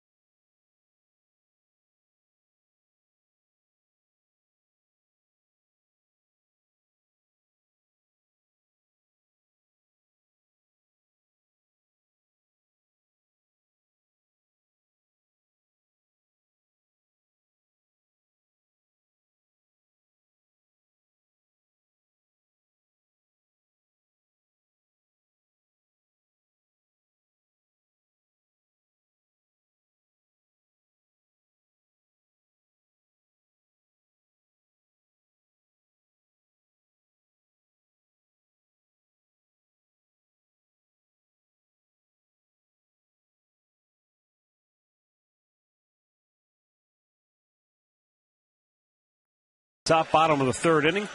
Matt Underwood, Rick Manning with you. Joined now by Indians pitcher Jake Westbrook down in the Tribe dugout. A rough one for Fausto Carmona tonight. And I was saying to Rick, Jake, when a guy pitches as well as Carmona has this year, you just expect him to be great every time out. But every once in a while, you hit a bump in the road like this. Yeah, I mean, shoot. I mean, he's pitched so well for us all year. And, it's a tough lineup they got over there. So, I mean, you can't pitch well all the time. So he didn't have his good stuff tonight, and they made him pay for it. So hopefully we can get some runs to go in here and shut them down here from bullpen and see what happens. Jake, when you have to prepare for a lineup like this, going in, you better be on top of your game. But you guys, the way you pitched the other night, the way Tomlin pitched last night, you were very aggressive, and you made these guys swing the bats, and you had to throw strikes. Well, you have to. Their lineup, man. You have to. You have to be aggressive. They're a very patient team, but they hit mistakes, and so if you go right after these guys and you let them know you're going to be in the zone, you can make them swing at bad pitches or pitchers pitches, and hopefully you can get to do that. And JT did a great job last night, and that was pretty impressive to do that. What he did last night in his first ball game. I know you were disappointed with the final result in your outing on Monday night. But when you had time to sit back and look at the overall work that you did in that game, how'd you feel you threw the ball? No, I mean, I felt like I threw the ball pretty well. You know, I made that one mistake actually two mistakes, one to Swisher and one to Granderson that cost us. But all in all, I felt real strong about the way I performed. I felt real strong about the rhythm I had, and pretty much the whole ball game. It was just disappointing and frustrating the way we lost it, but I mean, I took a lot from that ball game. I felt real bad after that 4-run inning in Minnesota, but something really irritated me about that inning, and I just for the next 3 innings after that, I kind of got locked in and was just pitched with that irritated feeling of I don't want that to happen anymore. So I reminded myself going into that ball game 2 nights ago that's the feeling I don't want to have, and is that irritated feeling and that locked in feeling to where go right after these guys and pitch your game and just focus.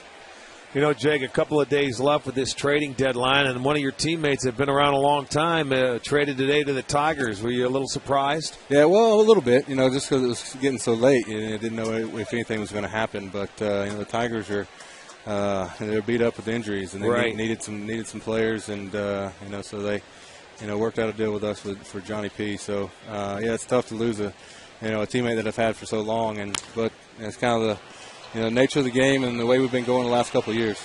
Jake, you've been around. You've been traded. You've seen teammates come and go via trade, via free agency. So you understand, obviously, that this is a part of the business side of baseball.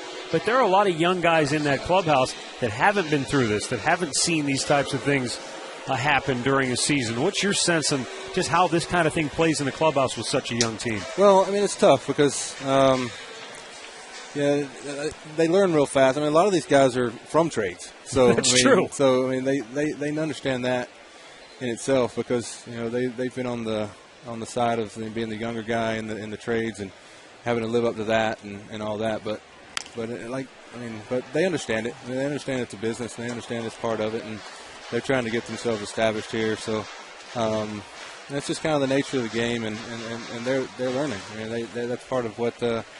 Is being a younger kid is like you learn everything that goes on the field, you learn everything that goes on off the field, and being traded and all that stuff's just part of it. Yeah, but explain to some of the fans out there how important it is. You have to have some veterans around to really show some of these kids the way and how to play the game. Well, you do. I mean, you definitely have to have that. I mean, when I was coming up, we had like Charles Nagy and those guys like that who just kind of look to just see how they go about their business every day in the big leagues and how it's supposed to be done. And I guess that's what myself and Hafner and those guys are trying to do to get these guys on the right track. Jake, thanks for stopping by. We appreciate it. All right, thanks, guys. That's Jake Westbrook. Double play ends the inning. Through 3, 7-zip New York.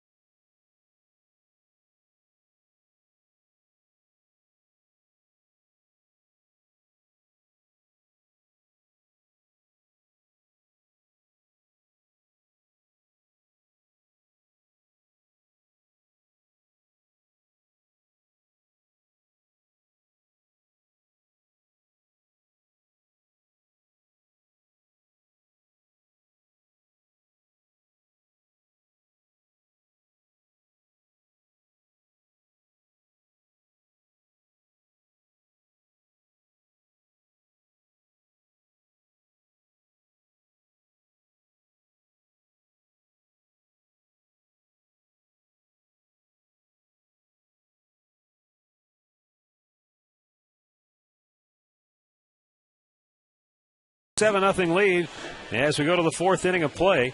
Robinson Cano, Jorge Posada, and Curtis Granderson due up for New York as Hector Ambry's on in long relief here for the Tribe tonight. Matt Underwood, Rick Manning with you, joined now by Indians General Manager Mark Shapiro. And the big story before the ball game today, if you haven't heard by now, Indians trading Johnny Peralta before the ball game to the Detroit Tigers in exchange for a young left-handed pitcher, 19-year-old Giovanni Soto from the Tigers system. And Mark, was this a trade that you anticipated, or was this a trade that kind of sped up because of all the injuries that have happened to Detroit in the last week? Well, look, anytime you get a deadline, there's a lot of conversation going on, so we had a lot of different things over a period of time. Oh, perfect timing. That is long gone. Yeah. Thanks for inviting me up in the top half of the inning. So anyway, we had a lot of conversation going, more conversation on Johnny with other teams prior to the last couple of days. But this is a decision that, you don't take lightly because of what Johnny Peralta has done here. You're talking about a guy that signed here when he was a teenager, came up his whole career. I've watched, replace a legend at shortstop, and coming from Baltimore and watching a succession of guys try to replace Brooks Robinson, you can't overlook how tough that is to do that. Did it with a consistency and a level of professionalism, an emotionally very consistent guy. And I think, again, there's some emotion for me involved in that and for Johnny. But it was the right time. I mean, the business decision was that we're not going to pick up the option for next year. It's time to look at our alternatives because we felt like we've got some very good internal alternatives that we want to look at now. Broken bat base hit for Posada.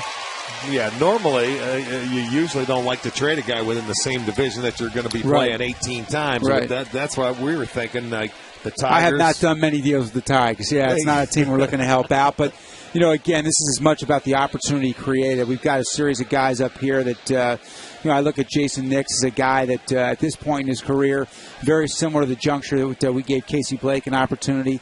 A guy that's come up here, giving us quality at bats, obviously has some pop. Real strong approach, consistent, strong, tough approach to the game, hard-nosed, and a great defender at second. So the question's, could he be an alternative at third? Well, we don't know if we don't give him the at-bats right now. Is he going to get the bulk of the at-bats well, at third base? You, I think the first thing is Manny's going to talk to our guys and let them know. We have a strategy and a plan how we're going to allocate the at-bats going forward. A succession of guys we want to give the options to. Nix is in the mix. I think you look at a guy like Luis Valbuena, who we called up. We sent him out, asked him to do some things to get his swing back to where it was last year. He's made all those adjustments and more, really taken off down there. So he's also a guy that could factor in with Nix. And obviously Andy Marte has played good defense for us. So he's certainly alternative. And then you talk about Jared Gettert, who's hit 24 home runs this year, still learning to play third base. So defensively he's got a little ways to go, but certainly a guy that's put himself on the radar. And then Lonnie Chisenhall right behind him. So we've got some guys we think are good alternatives. The question is just, what's going to be the strategy as to how we provide opportunities to those guys now. Did the trade of Peralta open up a spot on the 40-man for you guys? Yeah. Okay, so you're at 39 right now? Correct. Okay. Yeah. And with regard to the young guys, Gettert, Chisenhall, do you anticipate getting a look at those guys, either one of them, this year at the big league level, or is that something you're looking at next year? I would say we wouldn't rule it out, but we're going to give some opportunities to the guys that are up here now first and react off that. And I think how long of opportunity we give will depend on a combination of how those guys are playing below. And Jared Gettert first, really, as well as what we see up here. So, again, I think the first thing is that tonight or tomorrow, Manny's going to sit down, talk to each one of the three guys that factor into third base here, let them know. Then he'll follow up with our fans and our media and say, this is the plan. We're going to give this guy the bulk of the opportunity initially and then react off that. Well, it certainly has been a year where you've had an opportunity to get a look at a lot of your 40-man roster to move on and then start fresh, new from next year and really get a plan in place. And I think, more than ever, you can really start to see the makings of what I think is a championship position player club on the field. You look at Carlos Santana, Matt Laporta, Jason Donald's come up, and he's been one of the most productive middle infielders in the big league since he's been up here. Still needs to iron out and get more consistent defensively, but all the skills are there. I think with him, it's a matter of getting his engine kind of revving at the right speed at the major league level. The guy plays. Speeds up a little bit. It speeds up because this guy loves to play, and he has got a great motor. And if he can get that working for him instead of right now where it works a little bit against him, he's going to be fine. Good to have a Struble back. Again, we got to figure out third. And in the outfield, feel real good about the options, knowing Grady's going to be back. Michael Brantley's going to be in the picture. Trevor Crow's certainly done a solid job and has all the tools to be in the mix. But Nick Weglar is a guy who's gone off in AAA as well. So we've got alternatives, I think, all around, and it's easy to start to see the makings of that position player club. You have to be thrilled, too, in just 2 brief looks at Genmar Gomez. And of course, last night was a tremendous outing as well for Josh Tomlin. So you got some young pitchers that we've only seen a glimpse of yet. And that isn't even to talk about some of the other guys. Well, I think Alex White's a guy that has to be mentioned. He's you're talking about a year ago, the guy was drafted. Now he's in Double-A with a sub-1.5 ERA, striking out people and getting ground balls. He and Jason Kipnis is our first and second round picks last year. Just a phenomenal job by our scouting department. For both those guys to be among the best pitchers and position players in all Double-A baseball 1 year out of the draft, they're on the radar screen, and right now they're on the expressway up here, so that's a good thing. Well, you have to be pleased with the way the bullpen has pitched recently. I mean, they've started to settle down, each take a role, and it all stems from the back end of the bullpen. And Perez has done a nice job closing. He's going to get some experience out there, but guys have filtered down, and when we played well, that bullpen has done its job. It has. I think, part of the bullpen doing its job is the starter getting us into the 7th, or getting us through 6. For anything, really, that starter. I think, it starts there. I mean, you need the starters to get you deeper into games. Right. And when that happens, your bullpen's got a good chance to be able to give you an opportunity to win a game and frankly, to stay fresh, over a season. So I think everything still stems from the starting pitching, and you got to have that. There's so much bullpen volatility year to year. Again, one of the things I feel good about is we've got a stable of power arms coming from Double-A and Triple-A, guys like Pestano and Bryce Stoll and Josh Judy and, on and on that, we could take a look at either as this year progresses or next year. That could be factors in our bullpen, in addition to the guys that are up here and pitching real well. Hector Ambry's trying to work through this 4th inning with 2 down. Misses up high. 3 balls and a strike. We just talked to Jake Westbrook. Obviously, he's a free agent at season's end. There's been talk about the Indians would love to have him back next year.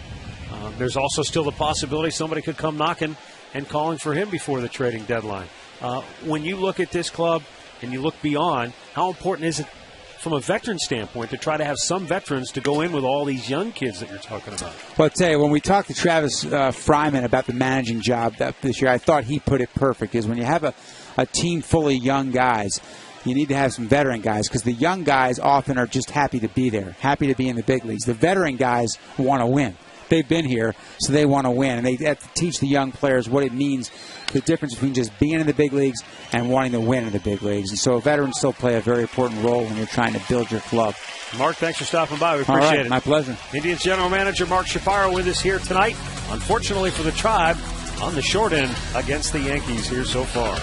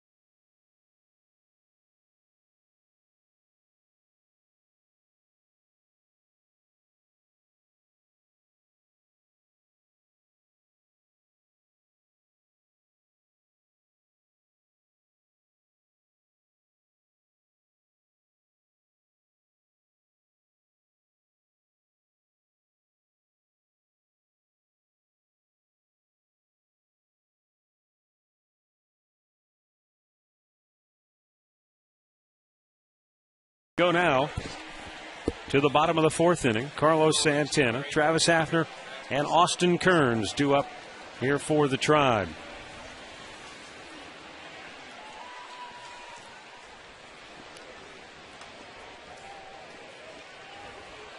Santana out on strikes his first time up.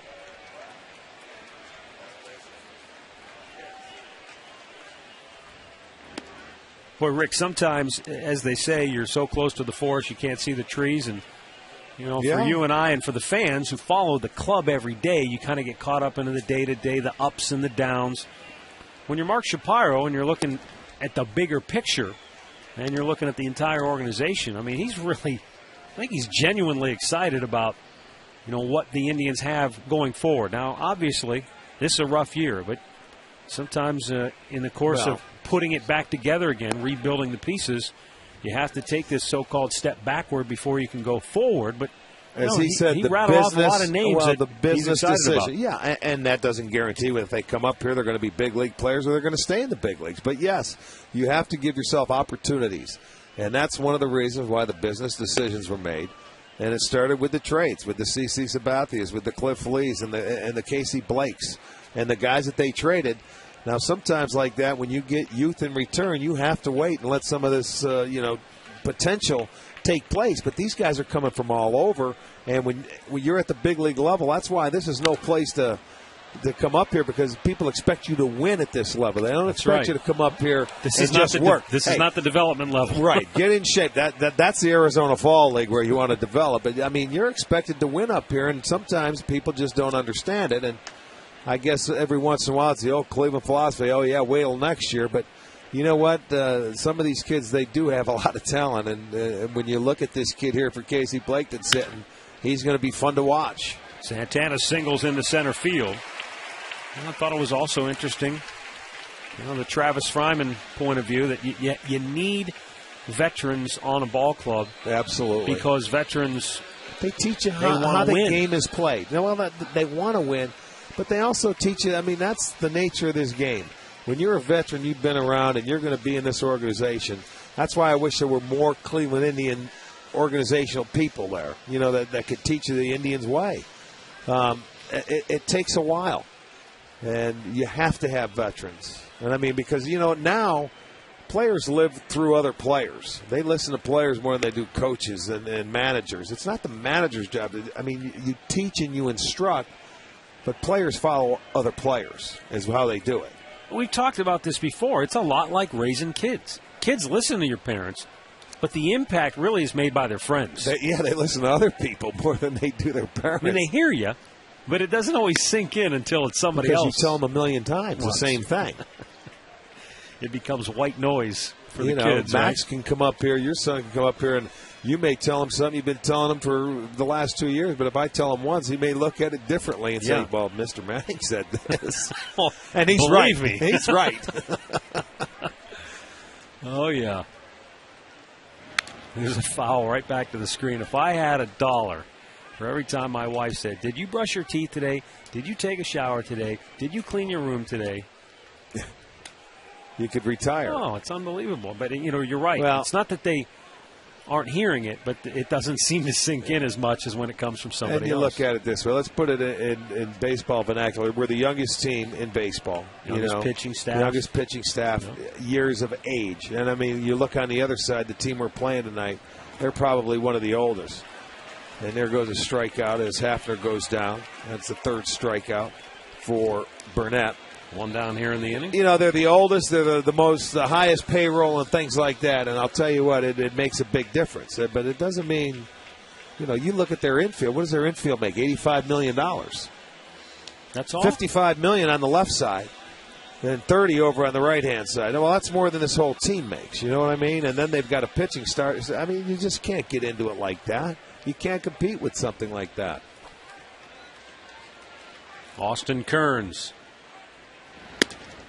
looks at a ball up high. And that's why guys like Austin Kearns, for a team like the Indians, become very important. You may go to spring training and look at him and say, well, how does this guy fit in? Well, you get into the season, and now you see exactly how he fits in. He's one of those veteran guys that can help show some of the younger players the way. the way to approach the game, the way to play every day, the way to play hurt when you're banged up. He leads quietly. You know, he's not a vocal guy. He just leads by example. Derek Jeter's not going to hold a rah-rah pep talk meeting in the locker room either, though. No? I think some of that vocal leader stuff is overrated. It is, but if Jeter says something, you better listen. He's E.F. Hutton. Back to the mound, Burnett. Almost threw it away. Did they get the tag on him? Yes, they did. He did the smart thing. Cano did the smart thing. He got caught yesterday doing that, where he thought about pulling that foot off, but then he said, I'm going to tag him. It was a bad throw by Burnett. They had a double play easily. It goes right back at him. And here you go. Watch Cano. He thought about it, but he said, They called me yesterday for my foot being off. I'll tag him, and they get the force out.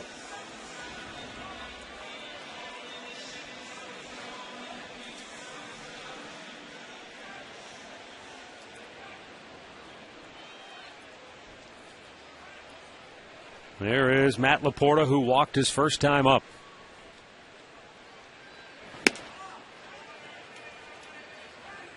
Meanwhile, A.J. Burnett, 60 pitches on the night. 61, but 40 of his 61 pitches have been strikes.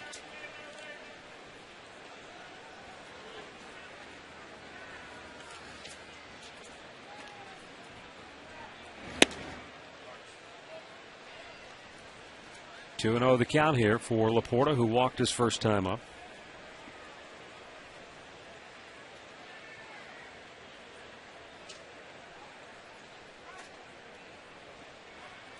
The Yankees jumped out early and often against Fausto Carmona tonight. 1 in the first, 3 in the second, 3 in the third. And then a solo homer by Cano. The only home run of the game in the fourth.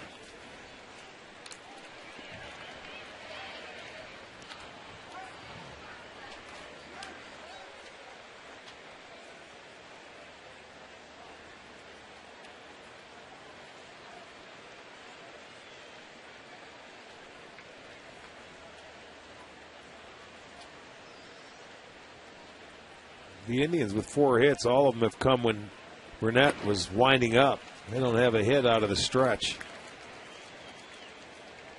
Sometimes that works the other way. You know, that guy, you can't get a hit when he's out of the full windup. You get a guy on base, and somebody can't get you out when they're from the stretch.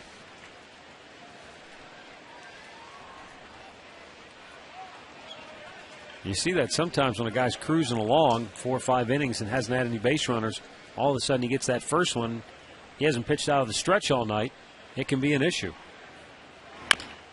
Tapper towards third. Foul.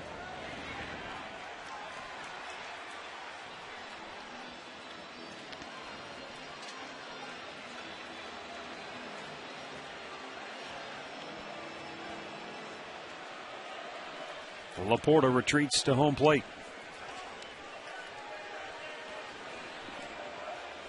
Three hits in the series for Laporta, 2 of them for doubles.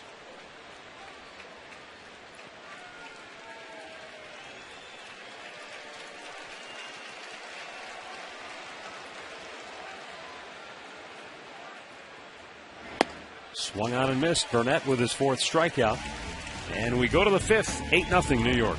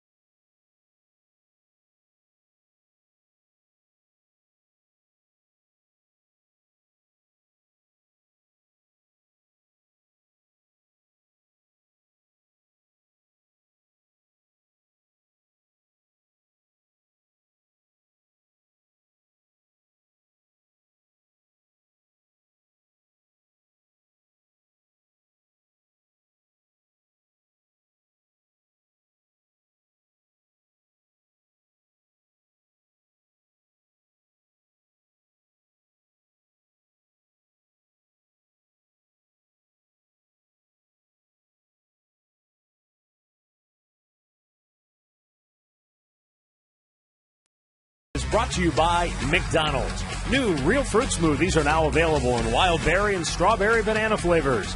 By KeyBank. Stop in and start a conversation and unlock your possibilities. And by Panini's, now open in Chagrin Falls, Solon, and Brunswick. Visit paninisgrill.com.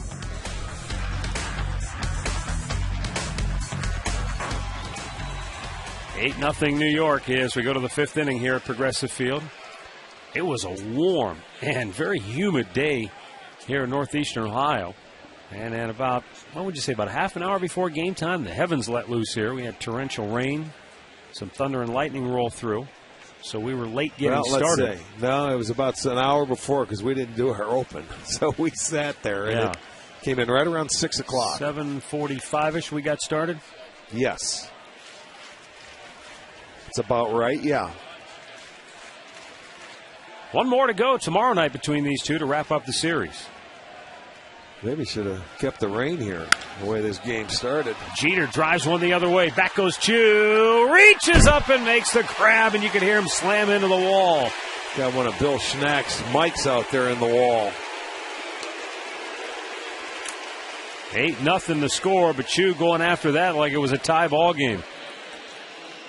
Well, yeah, give him credit, man. He went back and that ball slicing on him. This is going to be our McDonald's. I'm loving it. Chu gets back, and that ball comes back on you in right field. It's nice to have him back in the lineup. He does something good every day. Something that, you know, whether it's a defensive play, offense, every day.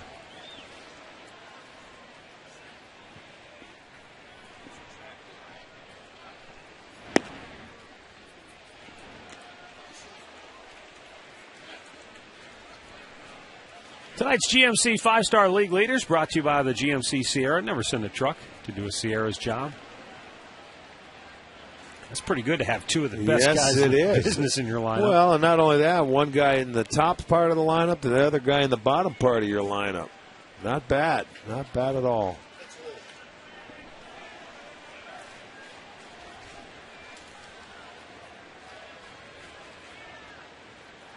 Swung on and missed. He chased one up out of the zone, it looked like. Yeah, when you've got guys at the bottom of your order that hit in the clutch, that's how you have big innings. Well, and those are the guys that are, you know, they're going to get pitched to in this lineup. But the New York Yankees are going to get some fastballs to hit.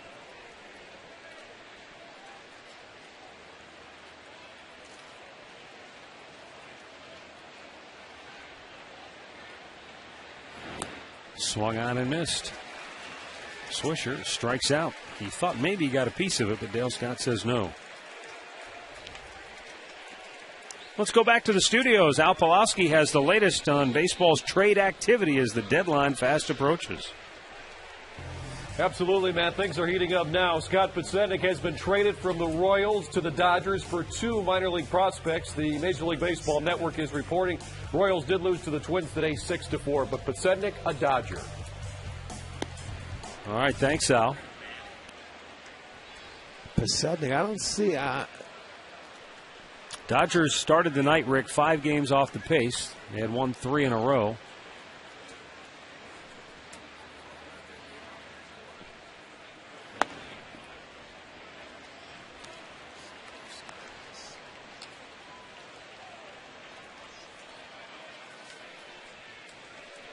Mark Teixeira doubled and scored in the first, drove in 2 runs with a single in the second, walked to load the bases in the third.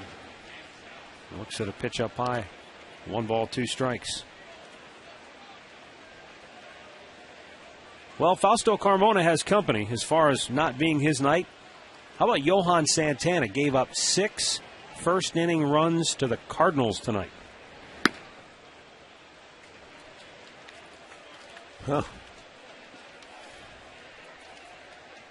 Cardinals, let me look at they're tied with Cincinnati going into the night. Reds beat Milwaukee 10-2, so the Cards have to win to stay even with them. Austin Kearns makes the catch, and the Yankees go 1-2-3 for the first time tonight. Middle of the 5th, 8-zip New York.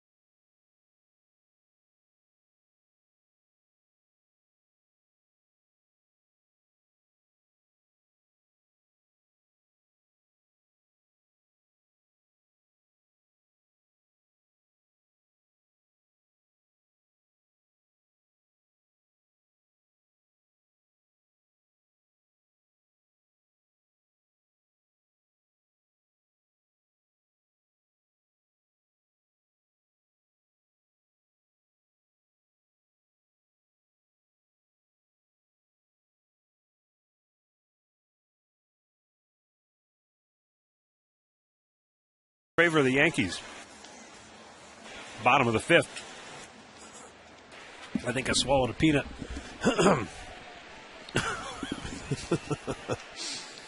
Supposed to chew those things. It's tough to eat when you only have 9 seconds between innings.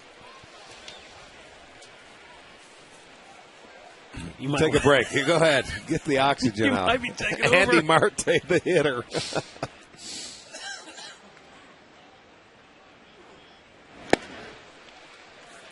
Well, A.J. Burnett gave up 2 hits in the first inning, but did not give up a run. And he's been able to work relatively stress-free here, although the Indians have had at least 1 base runner in every inning. Well, and every hit out of the 4 have come out of the full windup.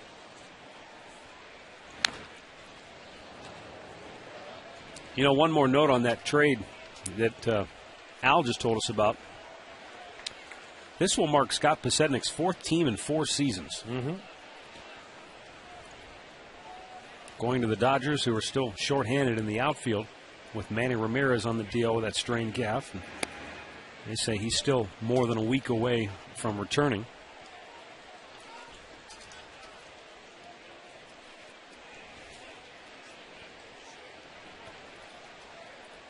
Pasetnik was having a pretty good year with Kansas City this year. Oh, yeah. Batting over 300. You know, they get him maybe, to fill in. In the National League, it's a lot different than the American League because, you pinch hit for pitchers and he can run a little bit. He can steal bases. He had, 30 stolen bases? Yeah, I think that's what really is attractive to the Dodgers there. That was a good look at that base hit up the middle. And again, out of the full windup, they get their 5th hit. Indians get their leadoff man aboard yet again.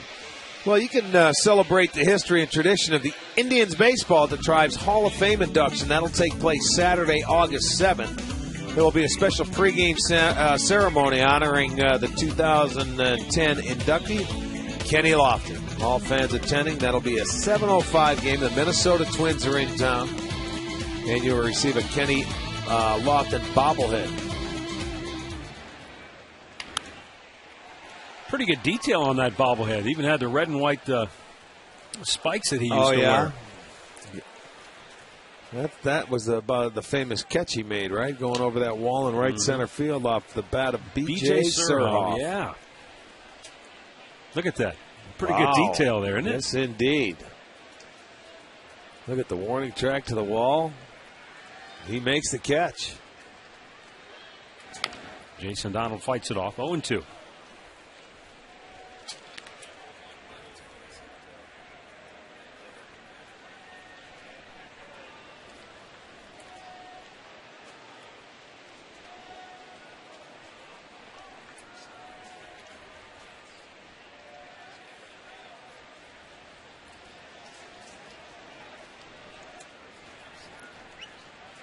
Now the 2-strike pitch.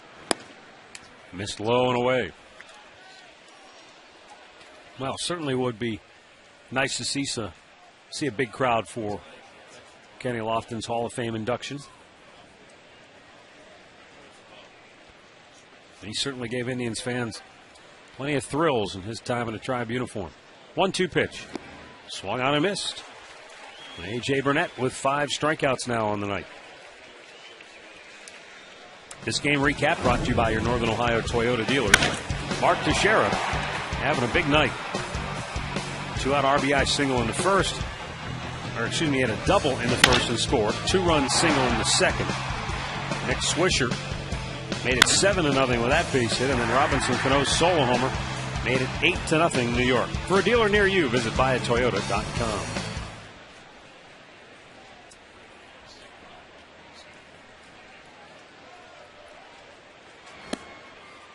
Trevor Crowe, 2 singles tonight. Indians have had their leadoff man aboard in every inning. Crowe has led off twice with singles. Hafner led off an inning with a walk. Santana led off an inning with a single. And Marte led off this inning with a base hit. But can't get the hit once he's in the stretch. That's crazy, weird. Isn't it?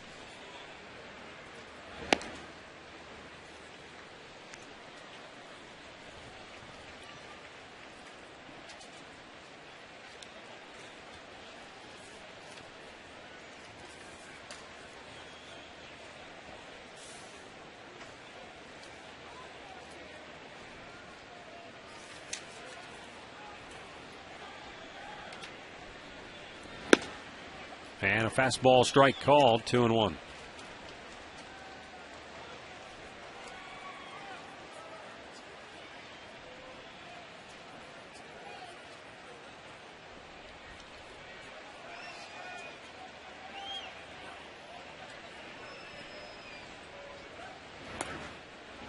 Cervelli had to get away from him momentarily, but not far enough for Marte to go anywhere.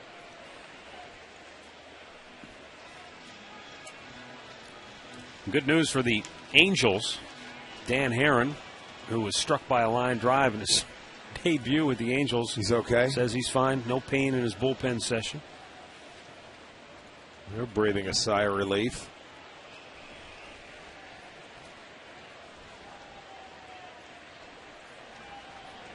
That was, I think, Euclid hit that ball, didn't he? Crow with a base hit into right field. And the Indians finally have a hit with Burnett working out of the stretch as Marte stops at second. 2-1 with 1 out here in the 5th. Crow 3 for 3 tonight. He picks on a ball down in the end and just found the hole between first and second.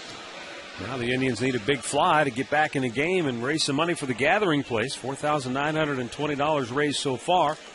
For every Indians homer, Great Clips donates $50. Rick and I each donate $5 apiece to the gathering place, which helps individuals and family members who are battling cancer with programs offered free of charge from 2 locations, one in Beechwood, one in Westlake. Log on to touchedbycancer.org to learn more or to make a donation yourself.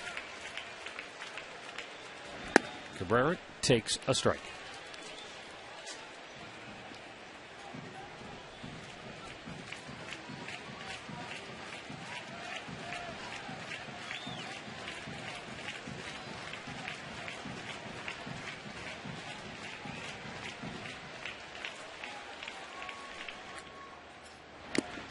Foul tipped it. And the count 0-2 on Cabrera.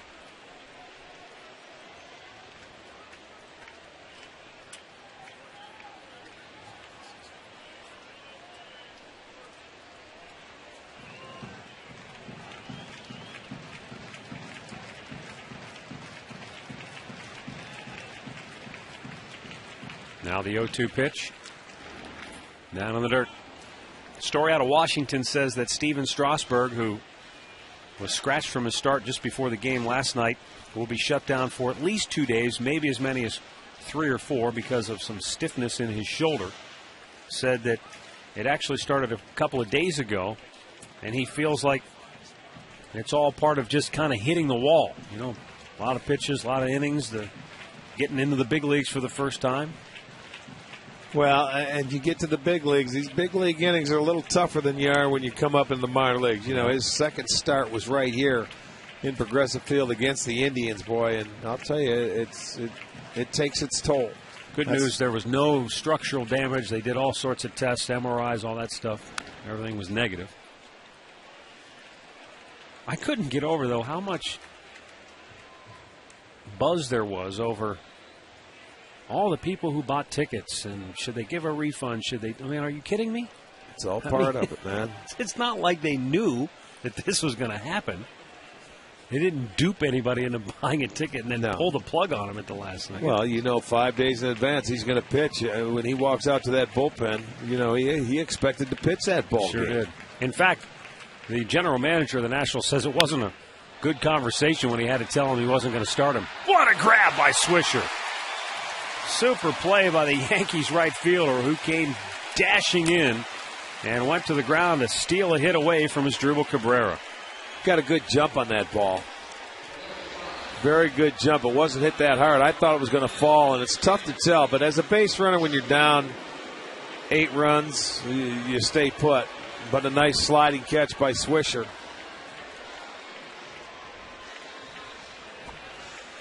And so, 2 on, 2 out for Shin-Soo Choo, who doubled in the first and then hit a line drive that was caught by Cano. And then Cano turned it into an inning-ending double play in the third.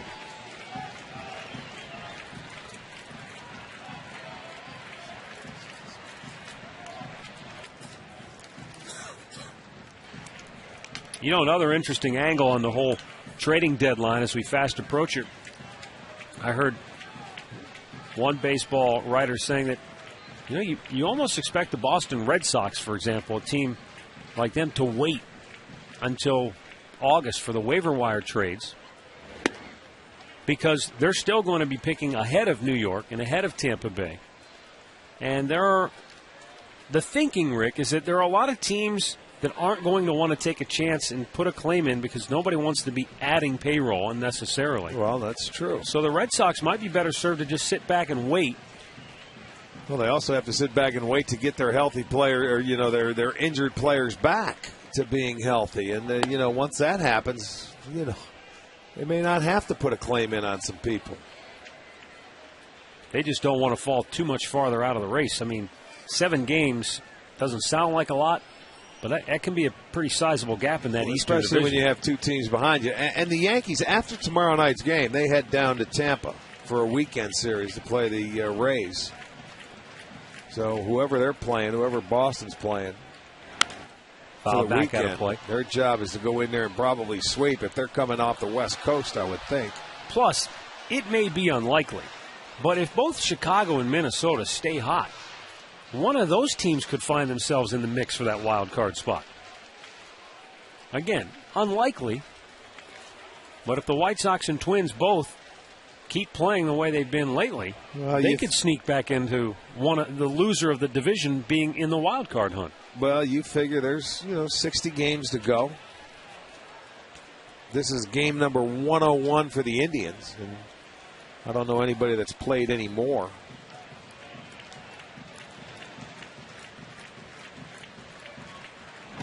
Fouled back by Chu.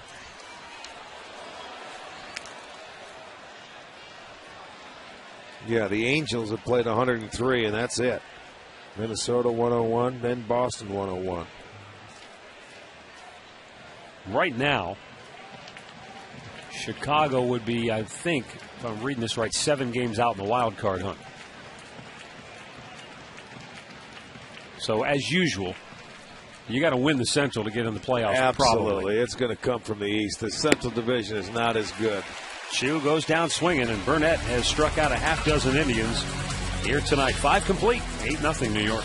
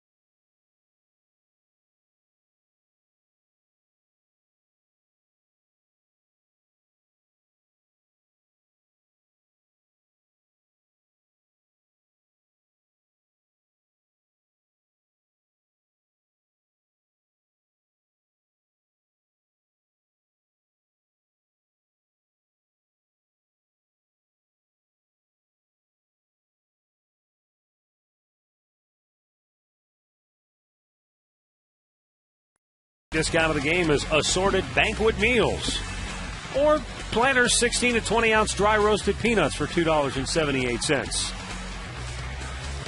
So come into your nearest Marks where you'll find a huge selection at low prices every day.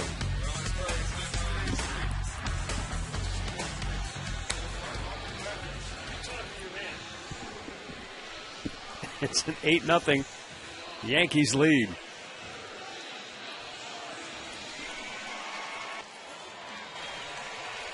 Jess Todd coming on now to work for the Indians. Hector Ambrose went 2 1/3, allowed a run on 2 hits, walked 1, struck out 4.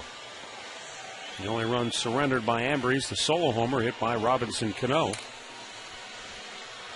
Jess Todd will face Alex Rodriguez, Robinson Cano, and Jorge Posada.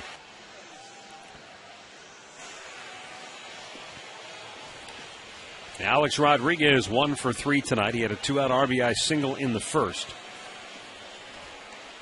1 for 11 in the series.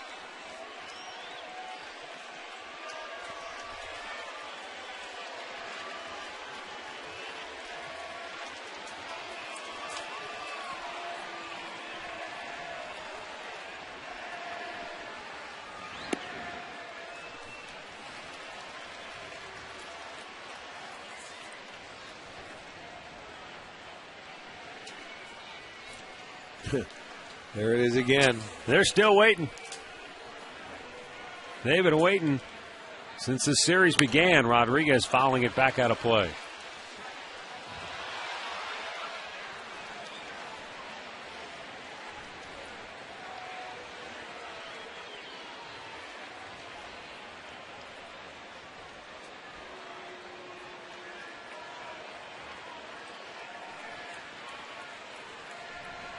Jess Todd, the right-hander. The 0-2 pitch. And Rodriguez shoots it down the right field line. Chu can't get to it. It's in the corner. Chu with a good, strong throw to second base. And not in time, but it was close. Rodriguez ripped the bag out of the ground. That's one way to make sure you're safe. He can't fall off that way. Boy, I got to tell you, another beautiful throw by Chu, right on the money. This one stayed fair down the line, and you see this one came off the padding. Didn't hit off that the fence in front of the bullpen, and it was a very nice throw. Cabrera thought he jumped up a little bit. Watch him take it off the padding. Here it is in the air, bare hands it, sets himself. Strong throw. Ooh, I'll tell you what. Very close. Yes, it was. Any way you look at it, you can call them out. I wouldn't argue. You can call them safe, and you don't argue. That was bang, bang. I think he did beat it. Okay. By Hands are in. By a finger. Literally. By a finger, yeah.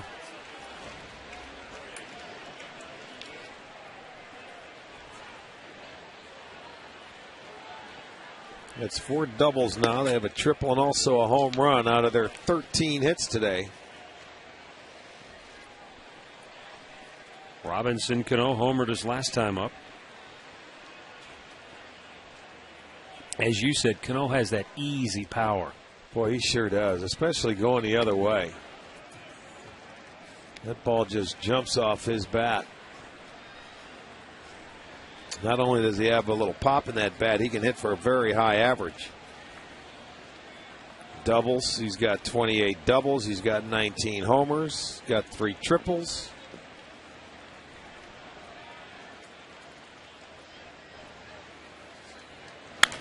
Fouled out of play.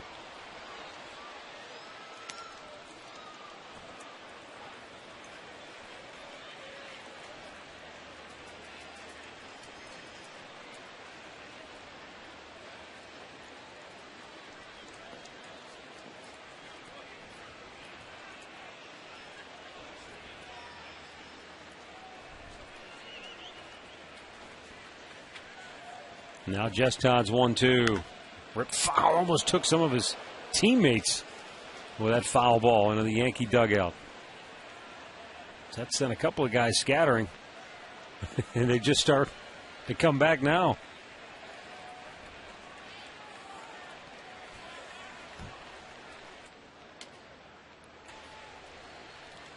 Juan Miranda almost had a permanent souvenir from Robinson Cano.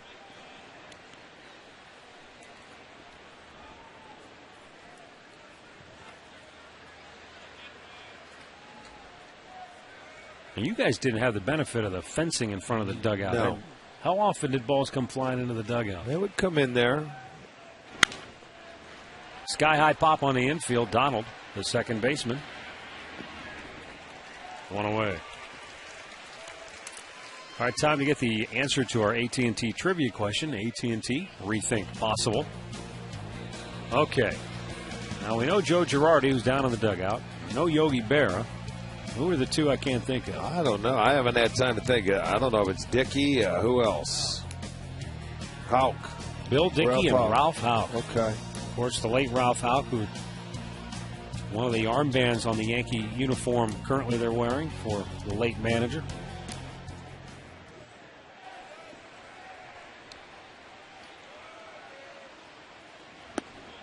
If you're not a former catcher and you're a manager in the big leagues, you're in the minority. Most of the guys seem to be former catchers. Especially, I remember I looked at it one time, and it was stunning how many former catchers were managers.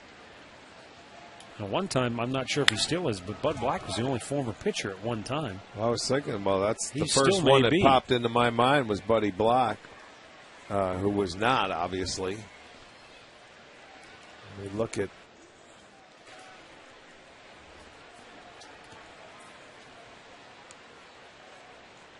Francona was an outfielder.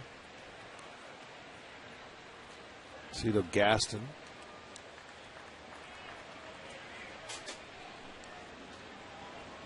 And that misses down low.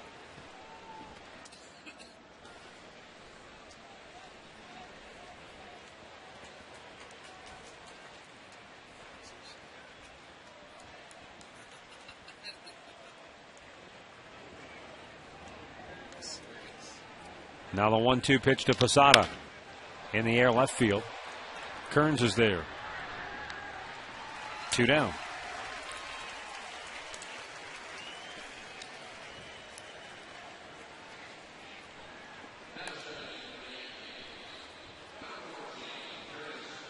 New York with an 8-0 lead. They got 1 in the first, 3 in the second, 3 in the third, 1 more in the fourth. Fausto Carmona's shortest outing of the season. Just didn't have it tonight. 7 runs on 10 hits and 2 2/3.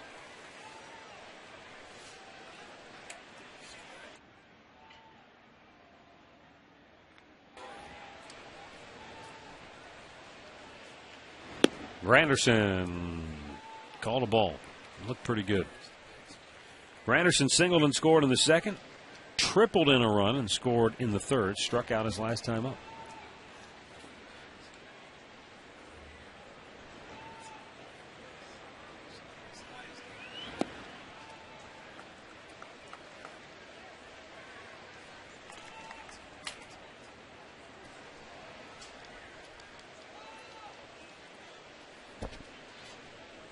Jess Todd, in his first inning of relief work here tonight, gave up the leadoff double to Rodriguez. Trying to get out of the inning unscathed. Catches the outside corner, 2-1.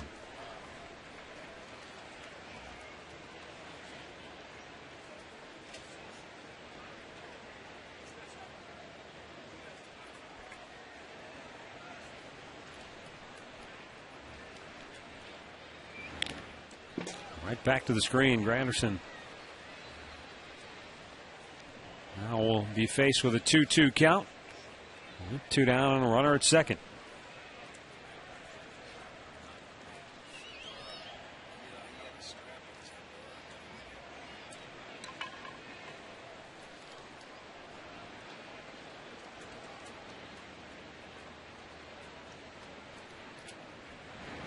Ground ball by Todd. Cabrera grabs it, has to hurry, throws him out. Middle of the 6th here at Progressive Field. It's New York 8, Cleveland nothing.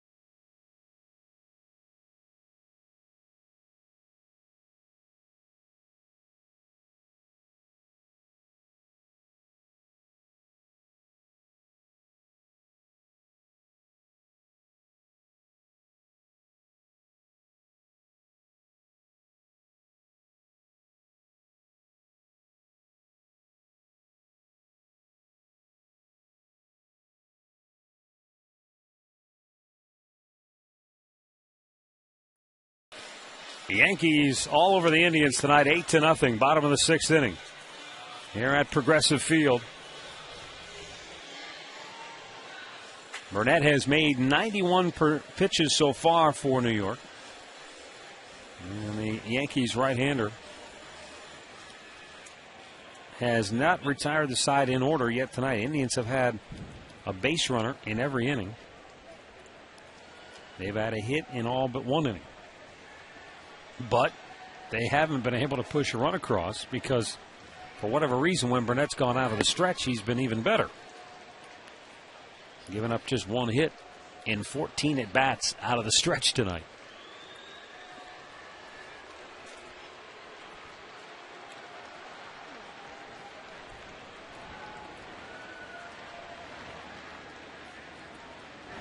Santana looks at the ball down low.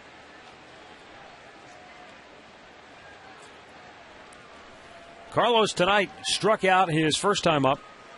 A base hit back in the 4th inning.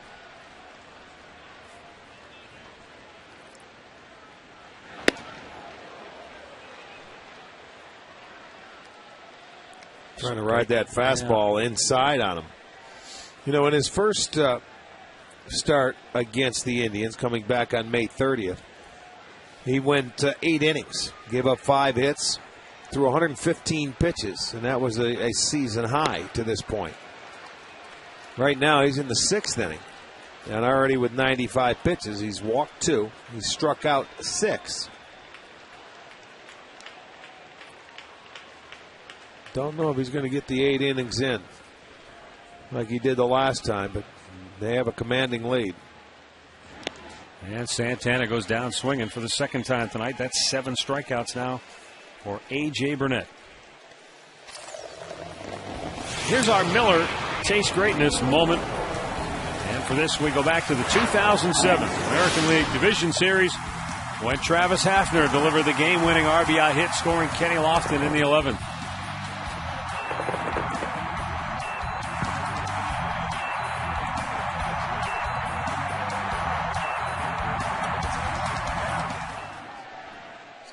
Definitely a great moment here at Progressive Field. And, of course, that was followed up by the Indians beating the Yankees in the final playoff game ever at Yankee Stadium, knocking New York out of the postseason and ultimately ending Joe Torre's career as Yankee manager. And Travis Hafner, as if on cue, lines a single into right field. Hey, let's go back to the studios with an in-game update. Here's Al Pawlowski. All right, Matt, the White Sox coming back. They were down 5-3, make it 5-5. Paul Konerko with a solo home run here, and that puts the White Sox even at 5 apiece. 6th inning now in Chicago. Back to you. All right, thanks, Al.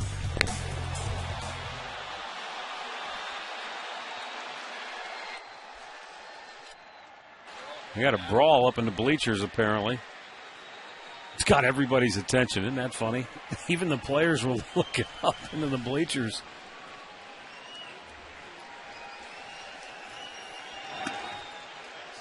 But the security and the officers quickly on top of the situation. They've got everything under control in a hurry.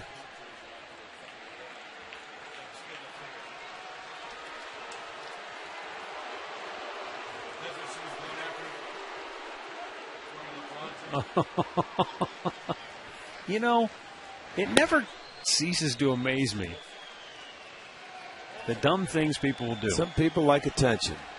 You show up in the bleachers at a Cleveland Indians ball game wearing a LeBron James Miami Heat jersey, and you'll wonder why you might be taking a little heat. Might be from both. Everybody out there, even if they're Yankee fans. Yeah, they didn't get him either. Oh, boy. 2-0 pitch, swung on and missed.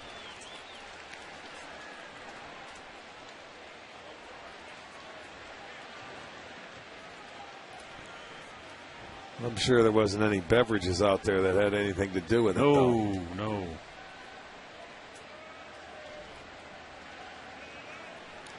Travis Hafner with a one-out single here in the 6th inning.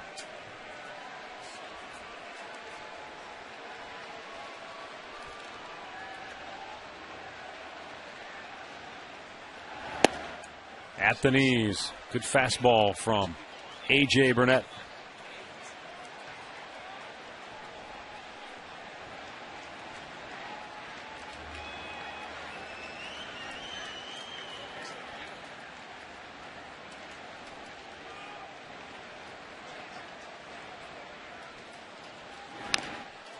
Kearns shoots it back. Austin flied to left in the second inning.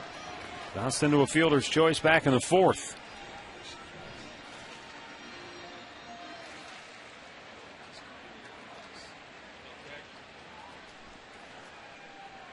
Stick around after the ball game tonight for Chuck's Last Call with Chuck Coletti, presented by PNC Bank. He'll take calls and emails right after the game. Once we wrap up the Conrad's Tire Express and Total Car Care postgame show. Chuck's Last Call, presented by PNC Bank, tonight after the game right here on STO.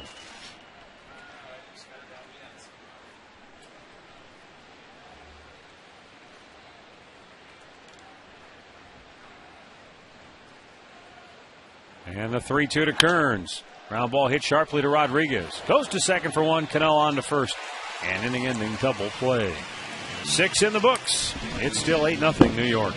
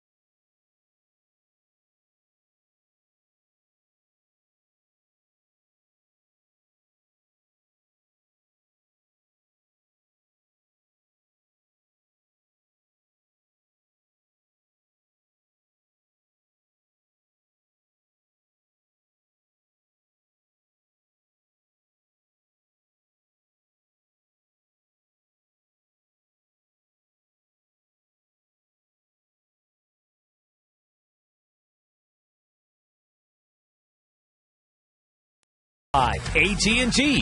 Find out more of what's possible at att.com. AT&T Rethink Possible. By the Sierra from GMC. Never send a truck to do a Sierra's job. And by Wendy's. You know when it's real. Wendy's.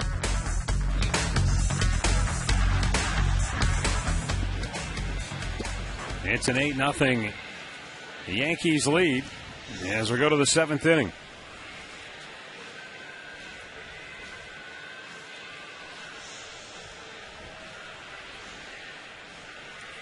Jess Todd, second inning of relief work, gave up a leadoff double to Alex Rodriguez in the 6th, but set the next 3 down in order.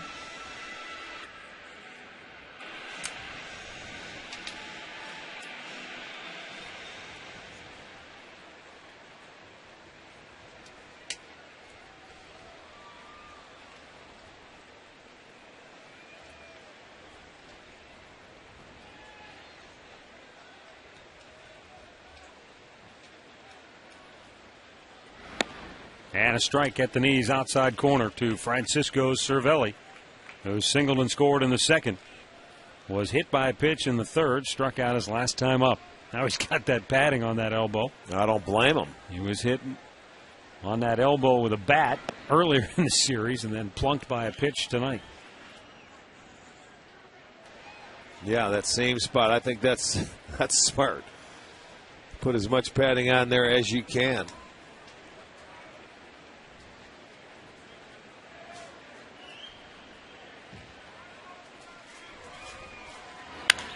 High drive center field. Back goes Crow. Still racing back on the track, reaches up, hangs on, and then slams into that outfield door. This time it stayed shut.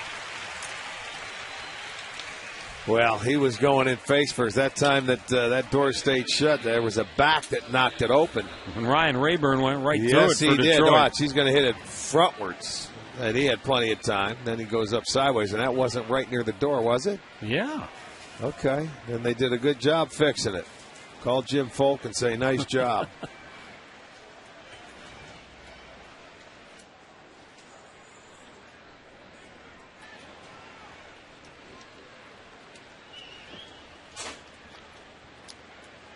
I was just thinking that was Johnny Peralta's last big highlight as That's an right. Indian swan Inside song the park home run here.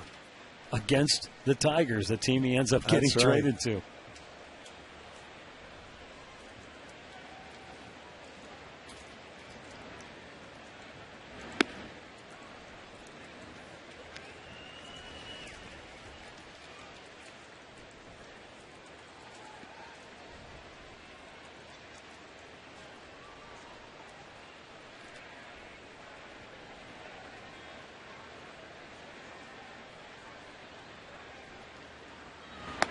A little bit outside. 1 ball, 2 strikes.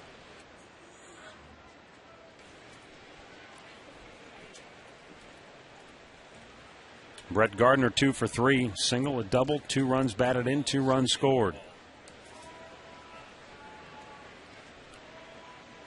And the 1-2 from Todd over the mound. It's going to be a tough play. Oh, what a sensational job by Cabrera to retire the speedy Gardner for out number 2. Well, watch how quickly Cabrera sets his feet, and he's ready to get rid of it on the run. He realizes who's running. And, I mean, it's 1-2, and he got that ball transferred from the glove hand to the bare hand and gets rid of it in no time. On the move, something very difficult to do. That's knowing the speed of the runner. Yeah, that was a very nice play right there.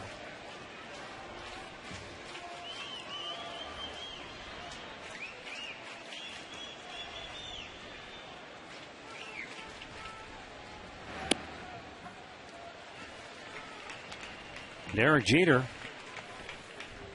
quiet series. 0 for 4 tonight, 2 for 12.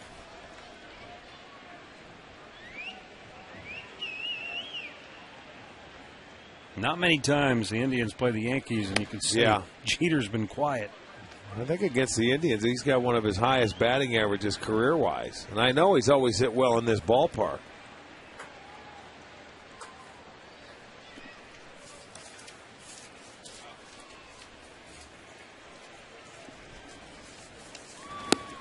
In his career, Derek Jeter is a .351 hitter against the Indians. That's almost a full season's worth of at-bats, too. 465 ABs. Yeah. I mean, and I know he's always done well in this park. .412 on-base percentage.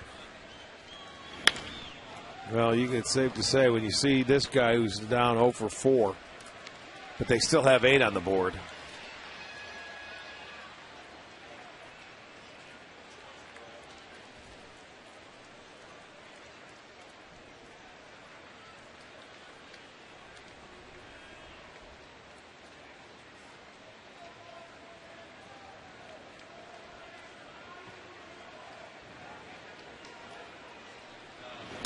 Swung out and missed. Good inning of work for Jess Todd. He's retired 6 in a row. Stretch time in Cleveland. Tried down 8.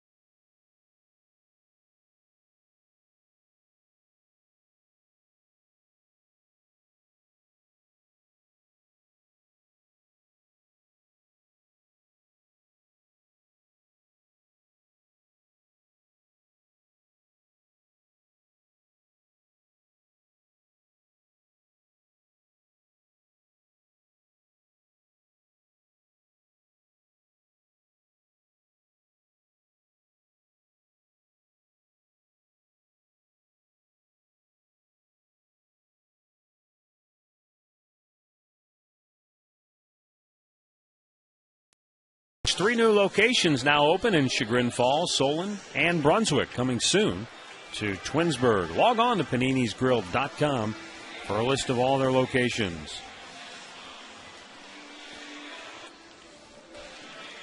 The Indians down 8-0 as A.J. Burnett comes out for the 7th inning. Already over 100 pitches. But he's got the bottom third of the order here. Matt Laporta, Andy Marte, and Jason Donald as he tries to work through this 7th inning.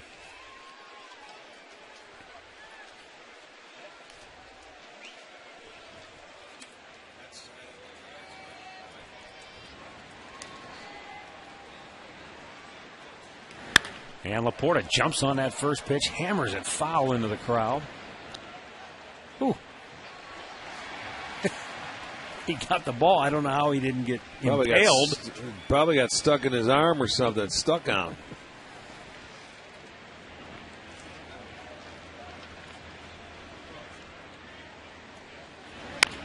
Now a little tapper.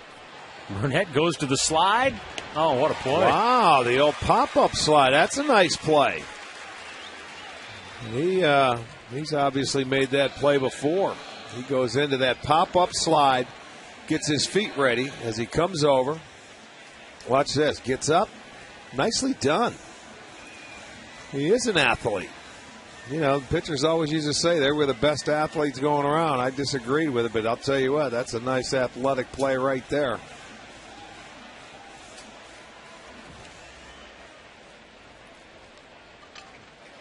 Field your position.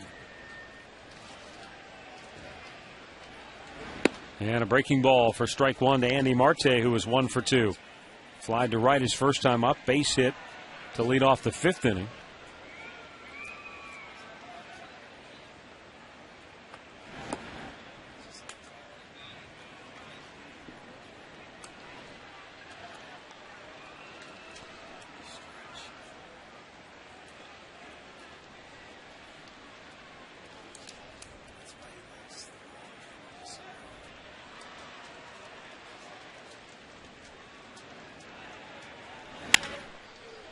Fouled over to the third base side past Steve Smith, Indians' third base coach.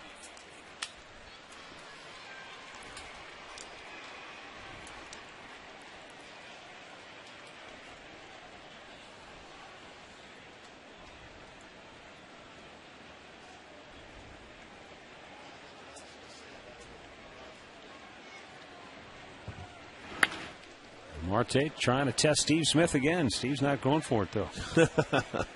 No, there's a lot of other people behind him to get it.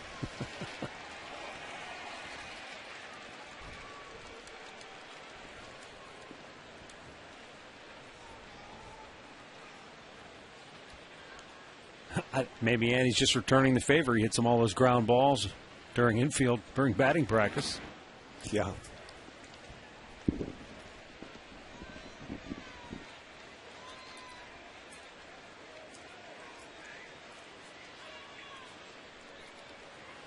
A.J. Burnett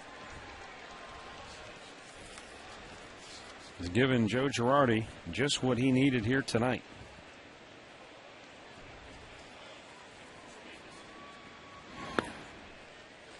And the funny thing is, he hasn't retired the side in order yet. The Indians have had a hit in all but 1 inning going into this 7th. And in the 1 inning they didn't have a hit, he walked 2. But he's been able to get him pretty deep into the game as he walks Marte. So there you go. The Indians have had a base runner in every inning tonight. Let's go back to the studios once again for another in-game update with Al Pawlowski. All right, man, we go to St. Petersburg where it's final now. Tampa Bay has defeated Detroit 7-4 here in the 8th. Evan Longoria with a couple of insurance runs, his 15th homer of the year. Rays win 7-4 over Detroit. So that means the Tigers have now lost 3 in a row. And here, A.J. Burnett will head to the showers after going 6 1/3 innings of shutout baseball.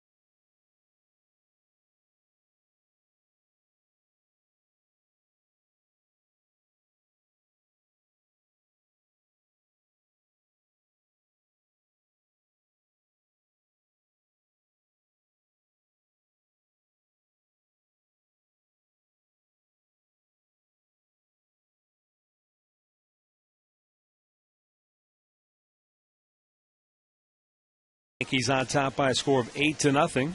One out here in the bottom of the 7th. New Yankee pitcher is right-hander Jabba Chamberlain, and he has had a rough year. 43 games pitched, .595 earned run average. He failed to hold on to a spot in the rotation, and now he's basically lost his job as the primary setup man for Mariano Rivera. And I don't know, he's one of those guys you wonder, Rick, you know he's got a terrific arm, and you wonder if the Yankees' uncertainty as to what to do with him has played at least a partial role in his ineffectiveness. Well, it may have, because when they moved him into the starting rotation, you know, that fastball went down to about 90, 91. You know, he wasn't throwing like he can coming out of the bullpen. You try and save it. They say he had three above average pitches, but it just hasn't translated. You know, I'm not comparing the two pitchers, but it reminds me of the same situation the Tribe had with Steve Carsey at one time. They had that great arm, and they weren't sure, is he a starter? Where is he more effective? Is he a reliever? Is he a late-inning reliever? Is he a long man? Well, there are guys like that. It's funny you say that, because Carsey went from here to the Yankees. Yeah. Had a big contract. And he ended up, you know, going into that bullpen. He pitched well in the bullpen. They tried to use him as a bullpen. He ended up blowing his arm out. And he always had some issues.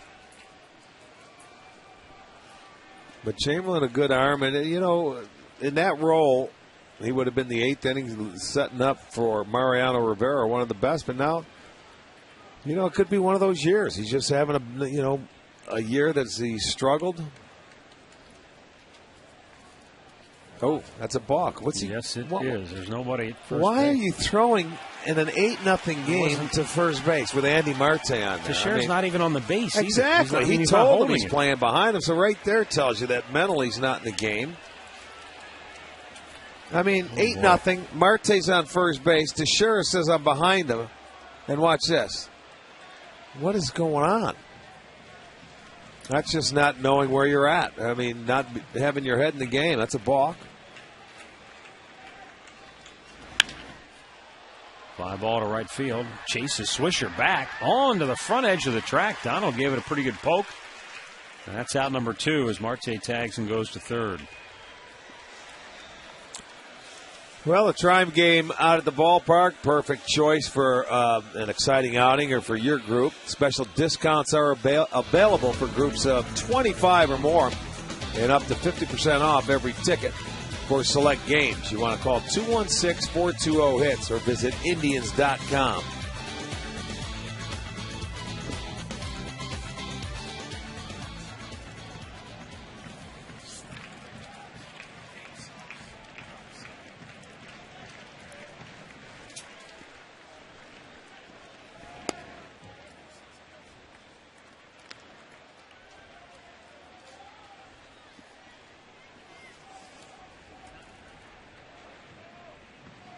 Well, one thing's for certain, you know, with regards to Chamberlain, and that is, it's one thing when you're getting bounced around in a season, as we've seen with a guy like Aaron Laffey, for example.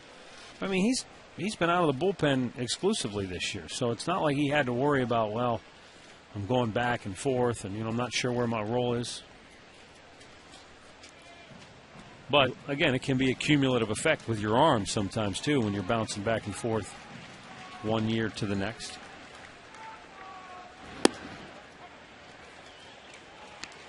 Well, when you can get it up there and you're throwing in the mid-90s, there's just a matter of locating and getting your job done. I mean, that's, like I said, we don't get a chance to see him pitch. He was the guy that gave it up in the one game in New York when the Indians came back and they had a 7-run 7th inning. He gave up 4 of those runs.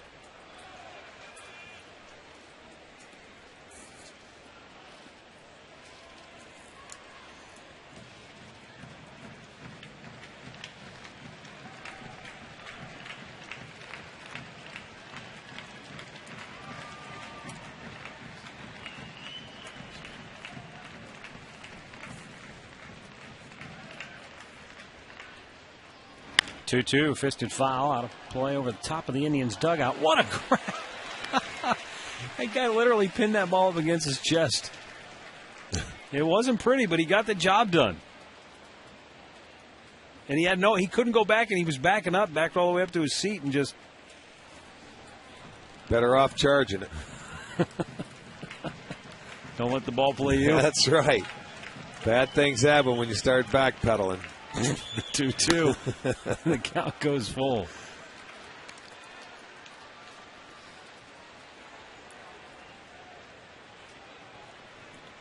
Toronto shut out Baltimore tonight 5-0. That's the 70th loss of the year for the Orioles.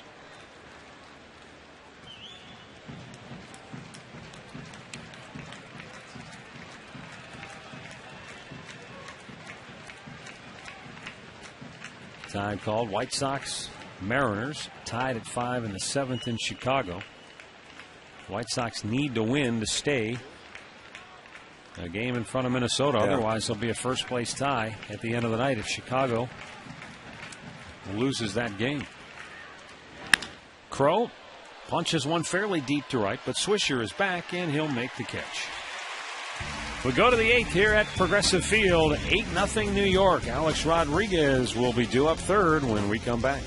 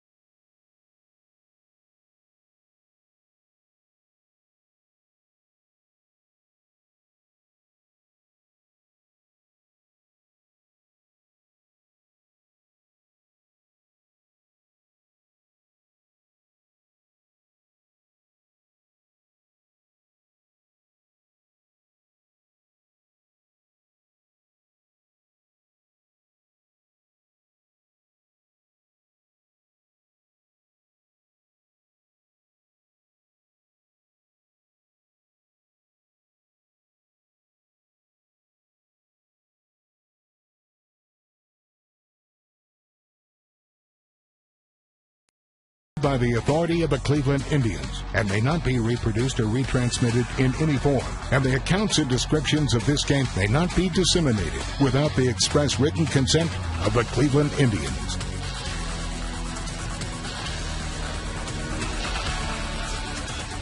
We go to the 8th inning here at Progressive Field.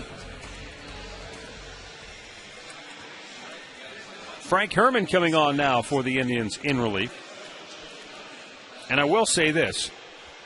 I mean, I know it was 7-0 when the Indians bullpen started their work tonight, but they've done a nice job. You have to give credit where that's due. They've helped save some arms at least. Ambrose 2 1/3, Jess Todd 2 innings. Yeah, one run was a home run by Cano. Because the worst thing can happen to you in a game like this is where you have to burn up a lot of guys in that bullpen, and then you're still staring at that game tomorrow. 3 over the weekend in Toronto and 4 in Boston coming up. They're in good shape so far. They've done a good job for Carmona, and it hasn't happened a lot. Like you say, that's the key to turning your bullpen around. We had Mark Shapiro up here. The starters are the key there. They give you 6 innings and sometimes 7. You get 6 and 7, that bullpen can rest. You can keep everybody sharp. Today's just one of those days that it happens to everybody when that starter gets knocked out, and it was the shortest start of the season for Fausto. After what was it, about a 45-minute rain delay? Yeah, so. Right.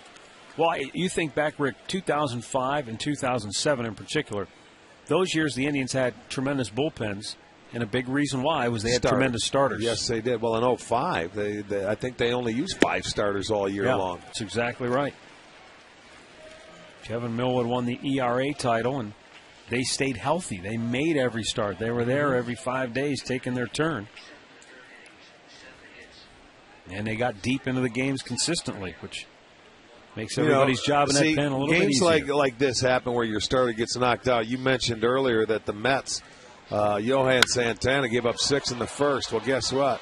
The Mets are now tied with St. Louis at 7-7. How about that? They came all the way back and tied that. Yes, they did.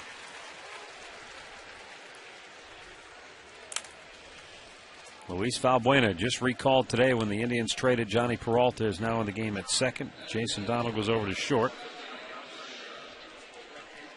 And Shelley Duncan takes over in right field as Manny Acta gives a couple of his regulars a few innings off here. Teixeira sends one into the left center field gap. Long run for Crow. He's there. Makes the catch as Kearns peeled off and went behind him at the last moment. And that will bring up Alex Rodriguez for the 4th and final time tonight. Or so you would think. Well, yeah, tonight. That's exactly right. And he's had, 13, 14 at-bats to try and get it in this series so far. But if he doesn't get it, he'll have one more shot tomorrow night, as it's a 4-game series here. It'll be the last time the Indians and the Yankees play in 2010. His 2 hits tonight, his only hits in the series. And Frank Herman with a fastball for a strike.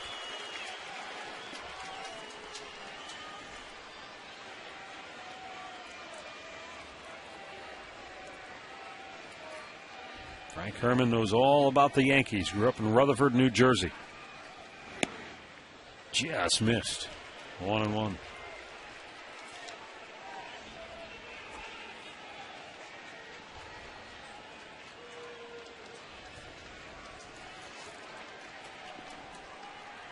Fans are all documenting every at bat.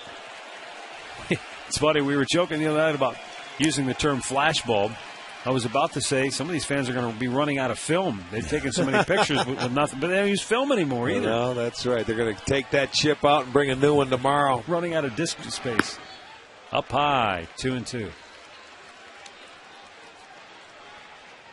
Might have reached back for a little something extra on that fastball. Well, sometimes you have a tendency to do that when this is like that. And again, the porch is ready to go. If he does hit it on that porch, there's going to be a brawl. No, they're all well behaved. Yeah, no, they're fighting for that ball, dude. And if I was out there, we'd get in with him. We already had a couple of people escorted out of the ballpark tonight. That was for other reasons. That wasn't for going after the ball.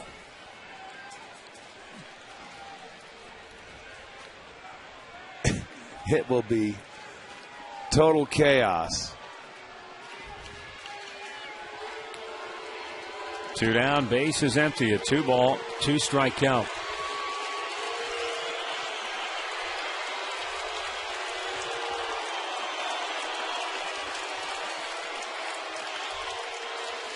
Herman delivers. Just a little bit off the plate, full count. Smallest crowd of the series so far, 22,965. They sat through a rain delay at the start. Not much of one, about 45 minutes or so. But I'd have to say most of them are still in attendance, save the couple that got thrown out. Payoff pitch is fouled into the ground. Santana got a piece of that one off his toe. Is right.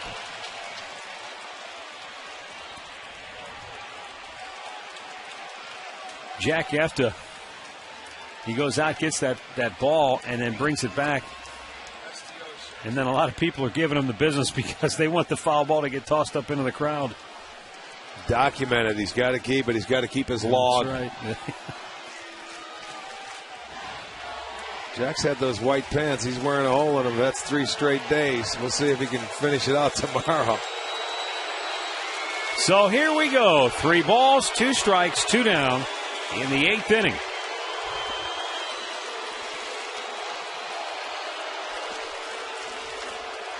Indians right-hander Frank Herman sets, and the payoff pitch. Fastball fouled away. And he had some life on that heater. Yeah, he did. Not only was it 97, but it looked like it had a little I didn't realize running this guy. inside. No, I figured, Frank's about, 94, but That had a little extra giddy up behind it. He's in a pretty good spot, too, inside. It's been an 8-pitch at bat already. Herman's 3-2. Fastball. Bounced foul. Well, there you go. A-Rod realizing he's going to throw a strike. They're not walking him, man. They pitched to him all series. Exactly. There's no right. pitching around him. So he's sitting up there. He says, all right, let's go. He's looking for that fastball. He's fouled off. This has been a good at-bat. This has been the best at-bat he's had, I think, in this series. Santana looks like he's in a little bit of pain behind home plate. He's trying to gut it out. Here's the set in the 3-2. High pop-up, shallow right. In comes Duncan. And the Yankees go 1-2-3 here in the 8th. Nice job by Frank Herman to retire Rodriguez.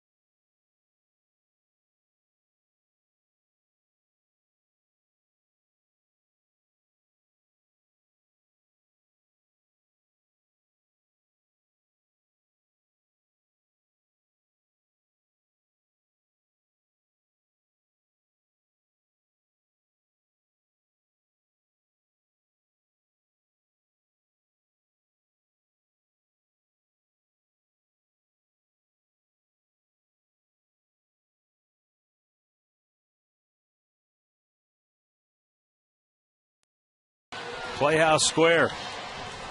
Hey, what happened after that last catch with A-Rod? It pretty much like Mass someone pulled the plug? Yeah. I thought your analogy was right. It's like somebody pulled the drain in the bathtub. Pulled the plug in the bathtub, and everyone's going out, man. It's just circling. They were out. Filing out of here. Mass exodus. Indians trailing it by a score of 8-0. As we go to the bottom of the 8th inning. Sergio Mitre on the mound. Luis Valbuena get his first at bat since being recalled. Shelley Duncan is on deck for his first AB of the night. Be curious to see what we get from Luis Valbuena, especially after hearing Mark Shapiro's comments earlier tonight. He said Valbuena went down and worked on exactly what they asked him to do with his swing to try to get back on track.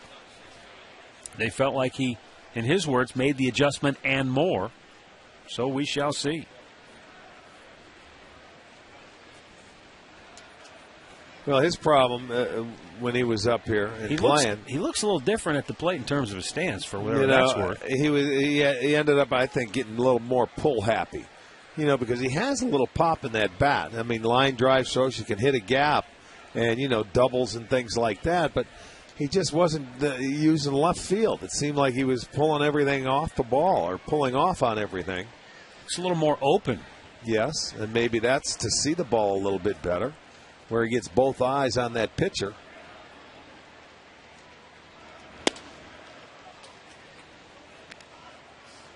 One and two the count, or make that 2-2 now.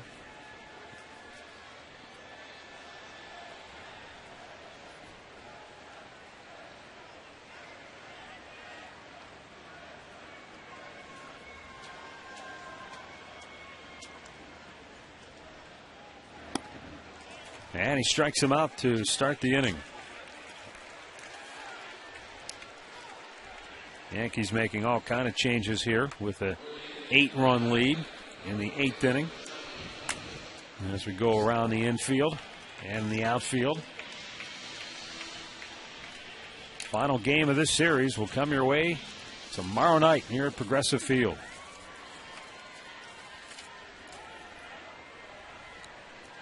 Mitch Talbot will pitch against Dustin Mosley. We'll have it for you at 7:05 on Channel 3.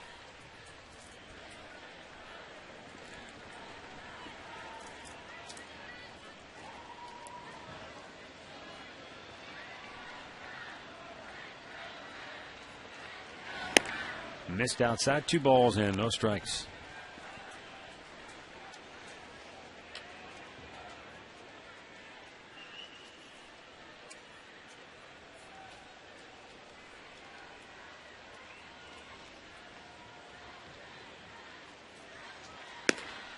Duncan taking all the way, fastball in there for a strike.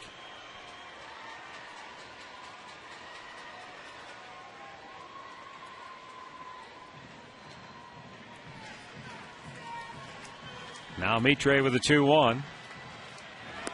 Duncan able to lay off the breaking ball down and away.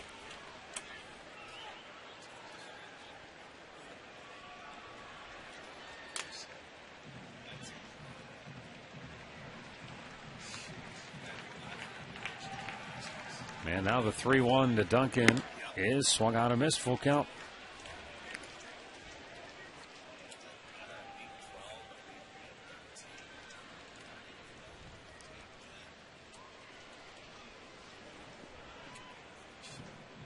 Sergio Mitre trying to work the 8th for the Yankees. And the payoff pitch is strike 3 called. And he has fanned the first 2 here in the 8th.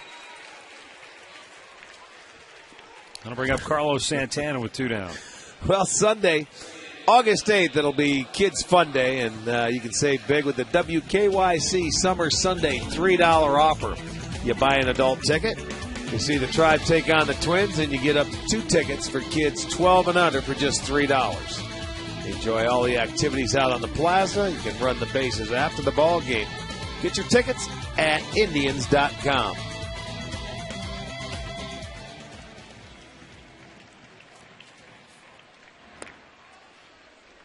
Carlos Santana 1 for 3 tonight. Couple of strikeouts and a single sandwiched in between.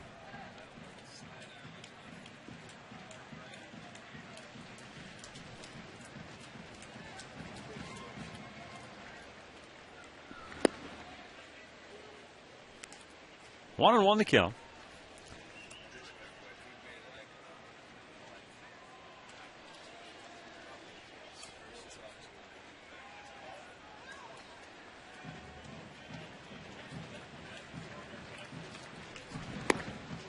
Down too low.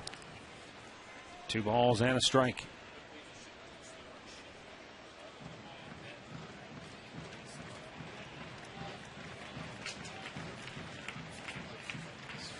Maniac, this club, has played admirably in this meat grinder portion of the schedule.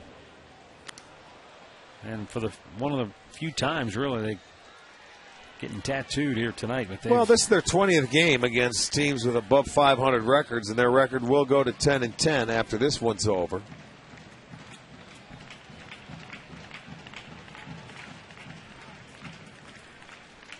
Two-two pitch. Ground ball fair behind the bag, and that'll do it. 1-2-3.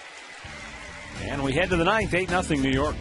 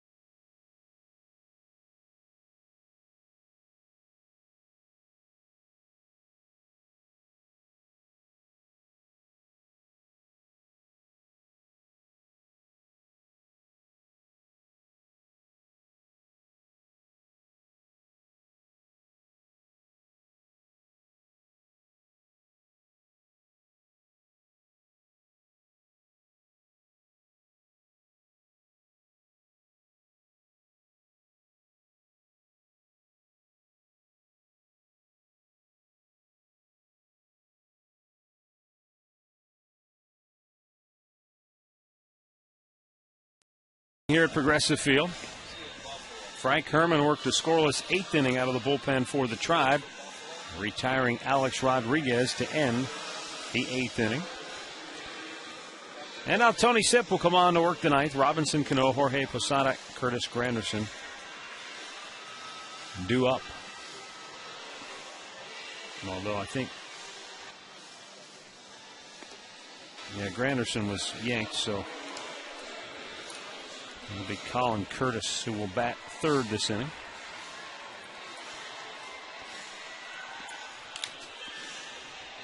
Robinson Cano, good night with the bat, 2 for 4, a double, a homer. He has scored a couple.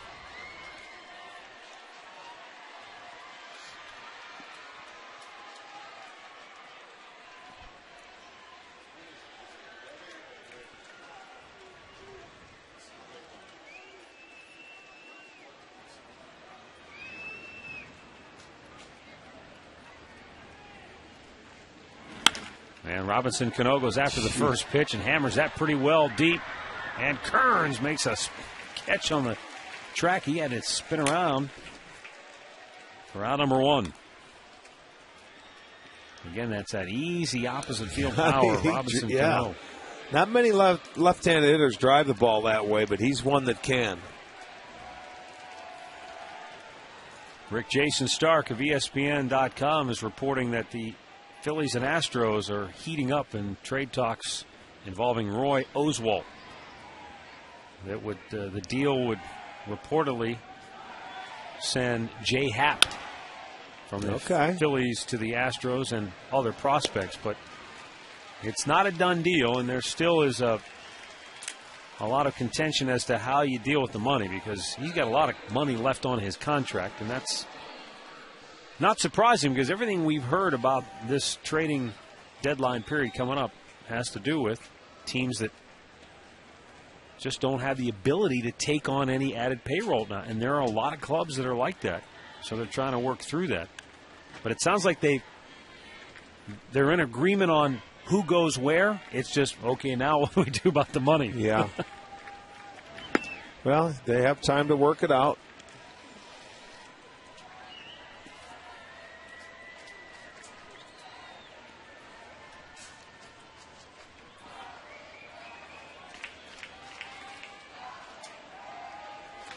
That's low.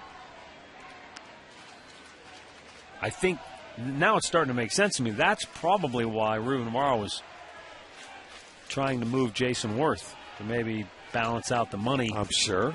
Well, and plus Worth is going to be a free agent at the end of the year that they probably will not be able to sign because he's going to demand big money. Yeah.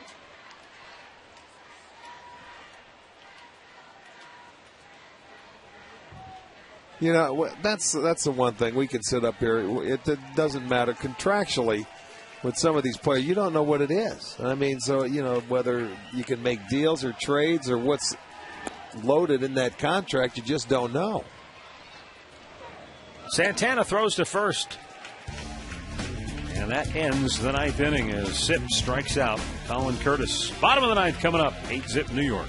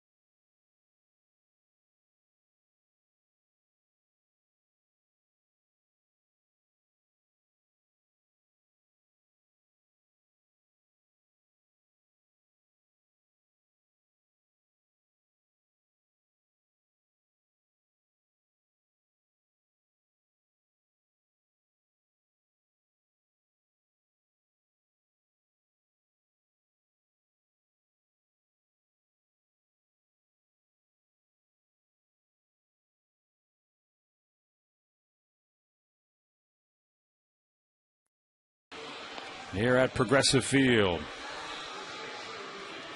Indians down 8-0. Juan Miranda coming on now to play first base. Travis Hafner will lead off for the Indians. Austin Kearns and Matt Laporta due up here in the ninth.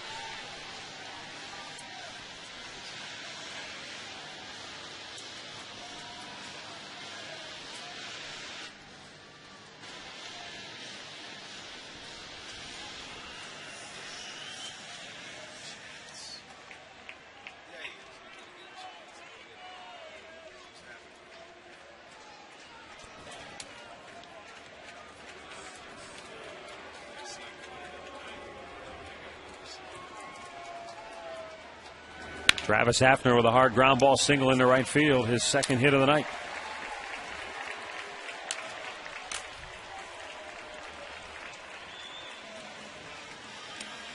Meanwhile, the Yankees in command here, so A.J. Burnett is about to go 4-0 in 5 starts against the AL Central Division this year. How about this? His ERA against the AL Central is 0.87. Guess he's had their number a little bit. Yes, indeed.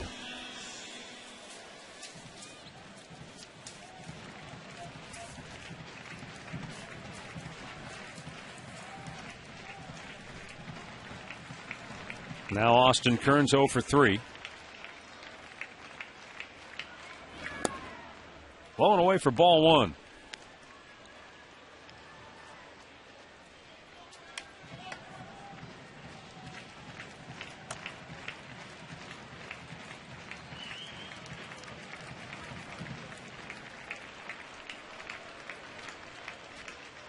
Sergio Mitre delivers up and in, almost got him. Kearns able to spin out of the way.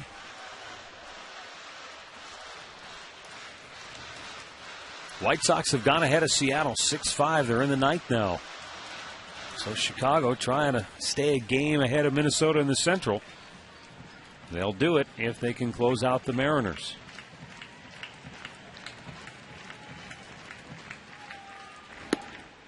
And a strike called. I was listening to Sean Casey on radio today.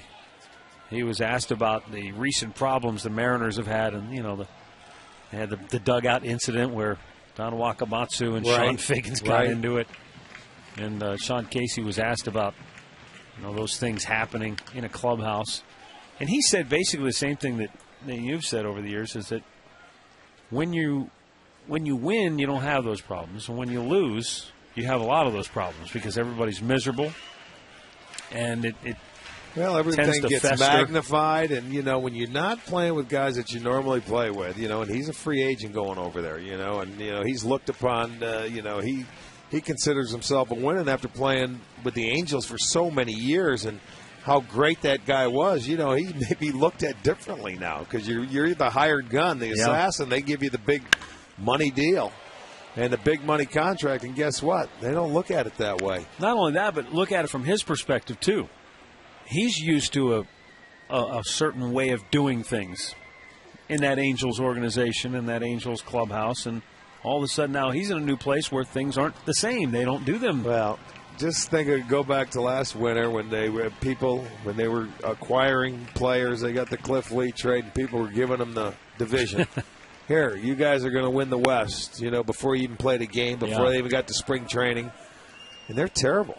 There were a few people who said, okay, I love Felix Hernandez and Cliff Lee, but after that, score runs. Who are the other 3 guys in that rotation? Yeah. And you're right. I mean, offensively, I think people recognize that Sean Figgins was certainly a great addition, but nobody was buying the Milton Bradley thing. Nobody that had watched him play anywhere thought that was going to work. Austin Kearns draws a walk, so the Indians have their first 2 aboard here in the ninth.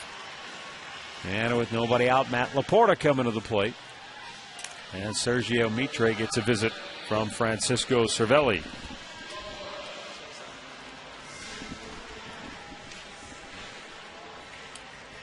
Matt Laporta tonight 0 for 2 with a walk.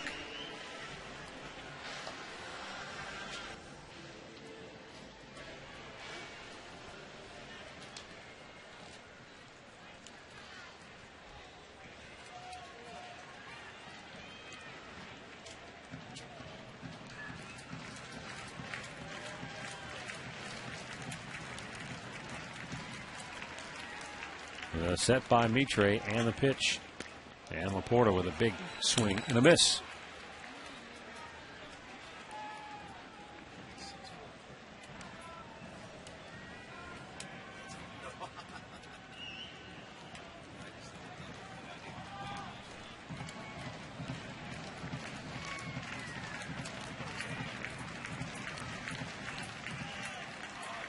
Mitre ready with the 0-1. And Laporta hits a high fly ball into right field. Nick Swisher. He'll make the catch. And the runners hold one down.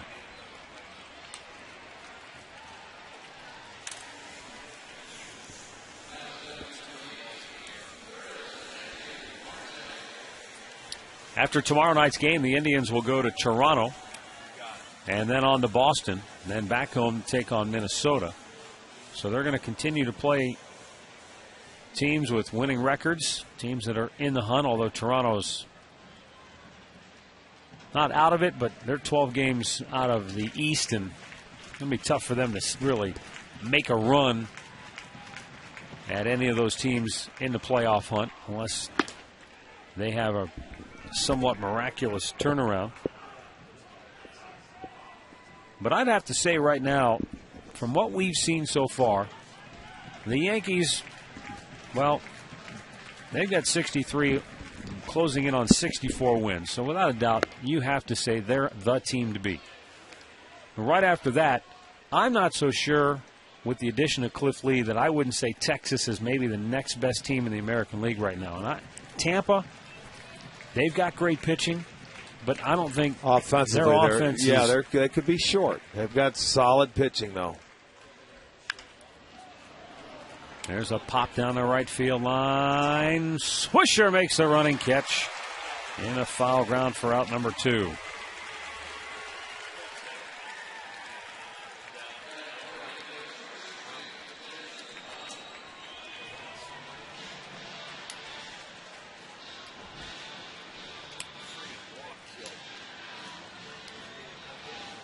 So with 2 on and 2 out, Jason Donald 0 for 3 is the batter.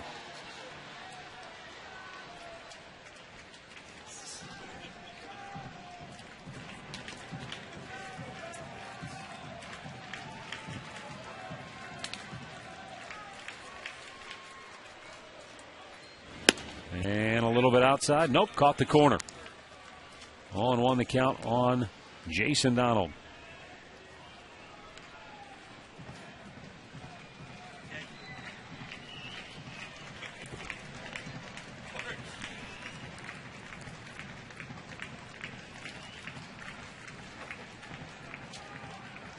Donald trying to extend this game. If he does, Trevor Crowe would be next. 2 on, 2 out, 0-1 pitch. And the count 0-2.